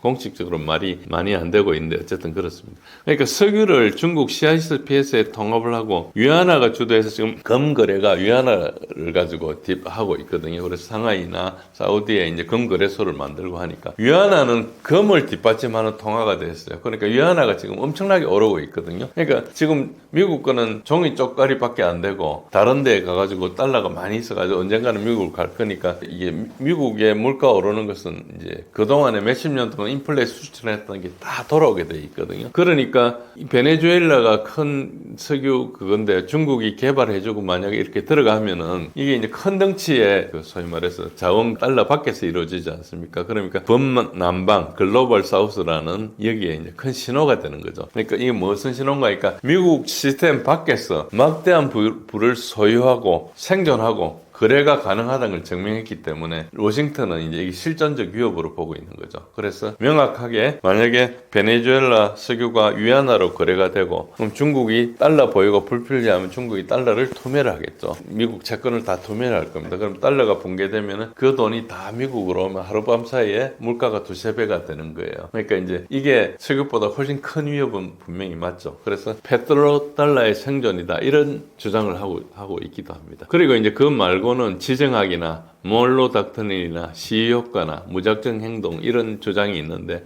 지정학은 이제 기부 통제 워싱턴이라는 말을 씁니다. 워싱턴 DC가 본래 뭡니까? 워싱턴이란 시 이름이에요. 캄마하고 DC예요. 디스트릭트 오브 콜롬비아. 그래가지고 50개 주에 속하지 않는 특별시를 만든 거죠. 콜롬비아구 이렇게 해가지고. 그래 콜롬비아구라는 것은 딱 워싱턴에만 존재하는 것이거든요. 저 DC를 사람들이 어떻게 요즘 비아냥거리는가 하니까 도너 컨트롤드다. 디스트릭트 오브 콜롬비아가 아니고 도너 컨트롤드다. 이런 말을 써요. 그 말은 뭔가 하니까 기본적으로 선거에 이기기 위해서 선거에 정치 기부금을 한 사람들이 선거에 이기고 나면 그 영향력을 행사한다는 것이죠. 그래서 마르코 루비오가 국무부 장관이 된 것도 이제 미리암 에들슨이라는 이번에 트럼프 대통령한테 가장 선거 자금을 많이 대주고 다음 세 번째 선거에 나오면 자기가 2억 5천만 불을 대겠다고 공개석상에 이야기도 했어요. 어쨌든 그 사람이 마르코 루비오를 국무장관 시키려는 꼬리표를 달면서 2억 선거 자금을 뭐 수석부를 됐거든요. 근데 마르코 루비오는 이제 베네수엘라가 아까 말씀드린 개인 프로젝트예요. 쿠바계 미국인이고 라틴 아메리카 정책이 엄청 강경파입니다. 이게 이제 플로리다 출신인데 플로리다는 그 라틴 아메리카에서 탈출해 온 그 정권에 탈출해 온 사람들이 되게 많이 있는 데거든요. 예를 들어서 우리나라도 옛날에 일제시대 되고 그런 과정에서 뭐 친일파가 됐든 누구든 많은 사람들이 이제 재산을 가지고 미국에 가 있잖아요. 그래가 그 후손들이 뭐 정치적인 영향력을 행사하고 거기서 뭐 좋은 대학 나와가지고 좋은 데서 가가지고 이제 그 미국을 돕는 이제 정책을 입안시키는데 그러면 한국에 불리해지겠죠. 그거하고 비슷합니다. 뭐 우리나라는 그 정도가 그렇게 심하지 않은데 이제 좀 오래됐고 그러니까 우리가 뭐 친일파 재산 가지고 분쟁이 있고 하는 것이 대부분 그런 스토리거든요. 뭐 자세히 하면은 다 다르겠지만 큰 범주로 그런 스토리인데 그게 이제 플로리다 가면 많이 있는 거죠. 베네수엘라의 차베스 대통령 시절이 되기 전에는 미국 석유 회사들이 그 자원을 가지고 많이 가져갔거든요. 그러니까 그거를 헐값에 가져가려면은 그 정권 아래에서 이제 그 봉사하는 사람들이 있었을 거 아닙니까? 차베스 이전 정권 사람들 거기에 소위 말해서 그게 이제 독점 부호들이 좀 있었죠. 그 사람들이 차베스가 국유화를 하니까 그게 먹고 살기도 힘들고 하니까 다 도망을 가가지고 이제 플로리다에서 살고 있는데 이 사람들이 정치 집단이에요. 그래서 뭐 쿠바 탈출한 사람도 많고 어쨌든 그 사람들이 플로리다에 있는 정치인들한테 엄청나게 영향을 행사합니다. 마르코 루비오도 있고 지금은 조금 영향력이 죽었지만 플로리다 주지사를 2번 했고 그리고 지금 현재 상원의원인 사람이 있습니다. 마르코 루비오 아니고 다른 한 사람이 있는데 그 사람도 마찬가지입니다. 전부 순전히 중아메리카에서 탈출한 사람들의 그 사람들의 정치 기반이 되고 있는 거예요. 그 사람들이 옛날에 부를 많이 확보했으니까 그 돈을 들고 와서 정치력도 행사하고 이런 그런 관계에 있죠. 그래서 이제 이런 측면이 굉장히 많기 때문에 지금 이 작전을 하고 나서 갑자기 이제 마르코 루비오가 엄청나게 떴어요. 그래서 마르코 루비오가 뭐 잘만 관리되면 다음 대통령이 될 수도 있는 정도로 위상이 계속 올라가고 있는데 어쨌든 이 사람은 쿠바를 뒤집겠다는 것인데 쿠바를 뒤집는다는 것은 미국한테 굉장히 큰 의미가 있거든요. 쿠바 미사일 위기부터 시작해가지고 그 전에 이제 카스트로가 이렇게 하면서 바로 플로리다 코앞에 있는 그 얼마 떨어지도 않는 조그만 섬에서 이제 계속 미국하고 반미를 하고 있으니까 굉장히 신경을 쓰였는데 그거를 이제 해결하고 나면은 그 전체가 미국이 그냥 안정화가 되기 때문에 미국 입장에서는 뭐 아는 사람이든 모르는 사람이든 쿠바가 친미가 되기를 굉장히 바라고 있는 것이죠. 그런 측면에서 저게 성공한다면 역대 어느 대통령도 못한 걸 하는 것이기 때문에 당연히 마르코 루비오가 지지도가 올라갈 가능성이 되게 많죠. 그런 지정학적인 관계가 있고 그 다음에 몬로 닥트린 2 트럼프 대통령이 돈로 닥트린이라고 이야기하다 하는데 그 내용이 뭔가 그러니까 어쨌든 실제로 몬로 닥트린 1.0하고는 전혀 상관이 없는 건데 몬로 닥트린 2.0은 미국의 뒷마당이라는 개념을 쓰고 있어요. 내셔널 시큐리티 스트래티지 얼마 전에 발표한 미국의 국가 안보 전략에서는 이거를 콜러러리 투 몬로 닥트린이라고 그랬어요. 즉 몬로 닥트린의 트럼프 대통령의 따름 정리라는 그런 뜻이에요. 그런 뜻인데, 즉, 이제, 베네수엘라가 중국하고 러시아하고 굉장히 가깝기 때문에, 그리고 베네수엘라에 대해서 경제 제재를 하고 있는데, 그 석유의 80%가 중국으로 가고 있어요. 나머지는 쿠바로 가고 있고, 그렇게 되고 있습니다. 그러니까 우리가 소위 일본말로서는 나와바리라는 개념이 있지 않습니까? 나와바리라 그럴 때 보통 뭐, 조직폭력배들이 자기 영역이라 할 때 이제 그런 쓰는 건데, 어쨌든 그런 측면에서 적대 세력이 내 영어권 내에 들어가지고 영향력을 커지는 것을 미국에서 용납할 수 없다. 이게 이제 말로는 할 수 없지만 속으로 이제 그렇게 생각할 수 있죠. 이제 그래서 몬로 닥트린 이런 측면이 있고 그 다음에 이제 지금 미국이 퇴락하고 있지만 어쨌든 아직까지 슈퍼 파워니까 이걸 가지고 이제 국제법이 막 무너지는데 그런 무너뜨린 게 이제 미국이 주도하고 있어요. 그러면서 다른 나라에 메시지를 보낸 겁니다. 기본적으로 공포를 조성하는 거죠. 그동안의 국제 협력이나 이런 것들은 이제 다 물 건너가고 이제부터 미국이 힘으로 하겠다 이렇게 이야기를 하는데 사실 우리 관세 같은 것도 다 힘으로 윽박지른 거잖아요. 그게 우리가 뭐 국내에서 학술적으로 얼마나 충실하게 분석하고 있는지 모르지만 실제로는 마피아가 하는 방식이었거든요. 그러니까 들고 와서 챙겨놓으면서 계약서 쓰라는 거 우리 영화에 보면 나오는 그 장면이었습니다. 그러니까 그렇게 똑같이 했죠. 그러니까 이거를 공포를 통한 통제라는 걸 하고 있는데 그래서 이제 앞으로 자원을 달러로 파는 것을 거부하고 만약에 위안화를 한다든지 이런 다른 식으로 하겠다 하면 다음에 너그 차례다 이걸 이야기하는 거예요. 그래서 이거를 해야지 하겠다고 생각하는 것은 직선적으로 맞지만 생각이 굉장히 유치하죠. 왜 그러니까 역효과 위험이 있거든요. 그러니까 그때는 맞는데 그 다음에 문제죠. 일단 처음에는 죽기 싫으니까 뭔가 쓰겠지만 그 다음에 기회 있을 때마다 탈출하려고 그러겠죠. 예를 들어서 충분히 설득하고 여러 가지 대안 중에서 이게 가장 좋겠다고 생각해가지고 그냥 국제법이라든지 어떤 조약이라든지 이걸 가지고 프로페셔널하게 처리를 했으면은 내가 동의를 한 거기 때문에 따를 수밖에 없는데 이거는 강요에 의해서 했기 때문에 우리가 법적으로도 강요에 의해서 하면 성립되지 않지 않습니까? 그것처럼 충성을 만들지 않고 탈출하게 만든 거예요. 그러니까 어떻게 하면 이걸 기회만 생기면 나가겠느냐. 즉 미국이 조금만 약해지면 탈출 다 해버릴 거예요. 그러니까 굉장히 빨리 무너질 가능성이 있습니다. 그래서 이거는 그런 위험이 있죠. 위험이 있는데 어쨌든 그 위험은 다음 문제고 일단 단순한 뭐 트럼프나 저런 마르코 루비오나 약간 지능이 떨어지는 사람들이 생각할 때는 저게 효과가 있다 이렇게 생각할 수 있겠죠. 그게 뭐 이때까지 통했으니까 앞으로 통할 거라고 생각하는데 이제 국제관계에 깊이 있는 생각을 잘 못하고 당하는 입장을 생각 못할 수도 있죠. 그 다음에 이제 마지막은 생각 없이 그냥 막 한 거다. 그래서 다음 단계가 없고 출구 전략이 없다. 그래서 마두로를 제거했지만은 그 다음은 어떻게 할 거냐? 베네수엘라 어떻게 통제할 것이냐? 이거 없다. 그래서 이렇게 되면은 이라크나 아프간의 반복일 수 있다. 이렇게 볼 수 있습니다. 이 사건은 베네수엘라를 넘어 미국이 적대 정권을 직접 체포하는 새로운 기준이 된 것인가요? 예, 이게 이제 국제법이 붕괴됐다. 아까 말씀드린 유엔 헌장을 명백히 위반한 그런 것이고, 이게 중요한 것은 미국이 스스로 세운 전후 질서를 모두 붕괴한 것이다. 큰 틀에서 제국의 몰락으로 보는 사람들이 되게 많습니다. 그러니까 이게 이제 올해가 미국이 독립한 지 250주년 되는 해거든요. 250주년 되는데 사실 역사적으로 모든 제국의 평균 수명이 250주년이었어요. 그래서 이제 그 이야기를 하는데 그 로마가 붕괴될 때 뭐 엄청 호황을 누리다가 불과 몇 년 만에 붕괴됐어요. 그런 것처럼 지금도 미국의 여러분 뉴욕의 맨하탄에 가면은 고층 빌딩들이 절비하고 여러 가지가 뭐 아직 미국이 엄청 번성할 것 같은데 이제 이런 신호들이 몰락으로 보는 그런 생각들이 좀 있습니다. 그래서 어쨌든 그런 측면으로 일단 보시고요. 오늘 나와서 여러 이슈를 말씀드렸습니다. 저는 이제 군사력 분야에 이제 전문을 하고 있고 특히 러시아 우크라이나를 열심히 보고 있습니다. 오늘은 뭐 러시아 우크라이나에서 많은 말씀 못 드렸는데 제가 러시아 우크라이나에 대해서도 업데이트를 하고 계속 있습니다. 그래서 제가 운영하고 있는 신제일의 군사력 이해하기라는 블로그에 오시면은 제가 올리는 글들을 볼 수 있고 하셔서 제가 소통도 하고 혹시 궁금한 거 있으시면 질문하시면 제가 그쪽에 대해서 조사도 하고 연구도 하고 하겠습니다. 오늘 들어주셔서 감사합니다.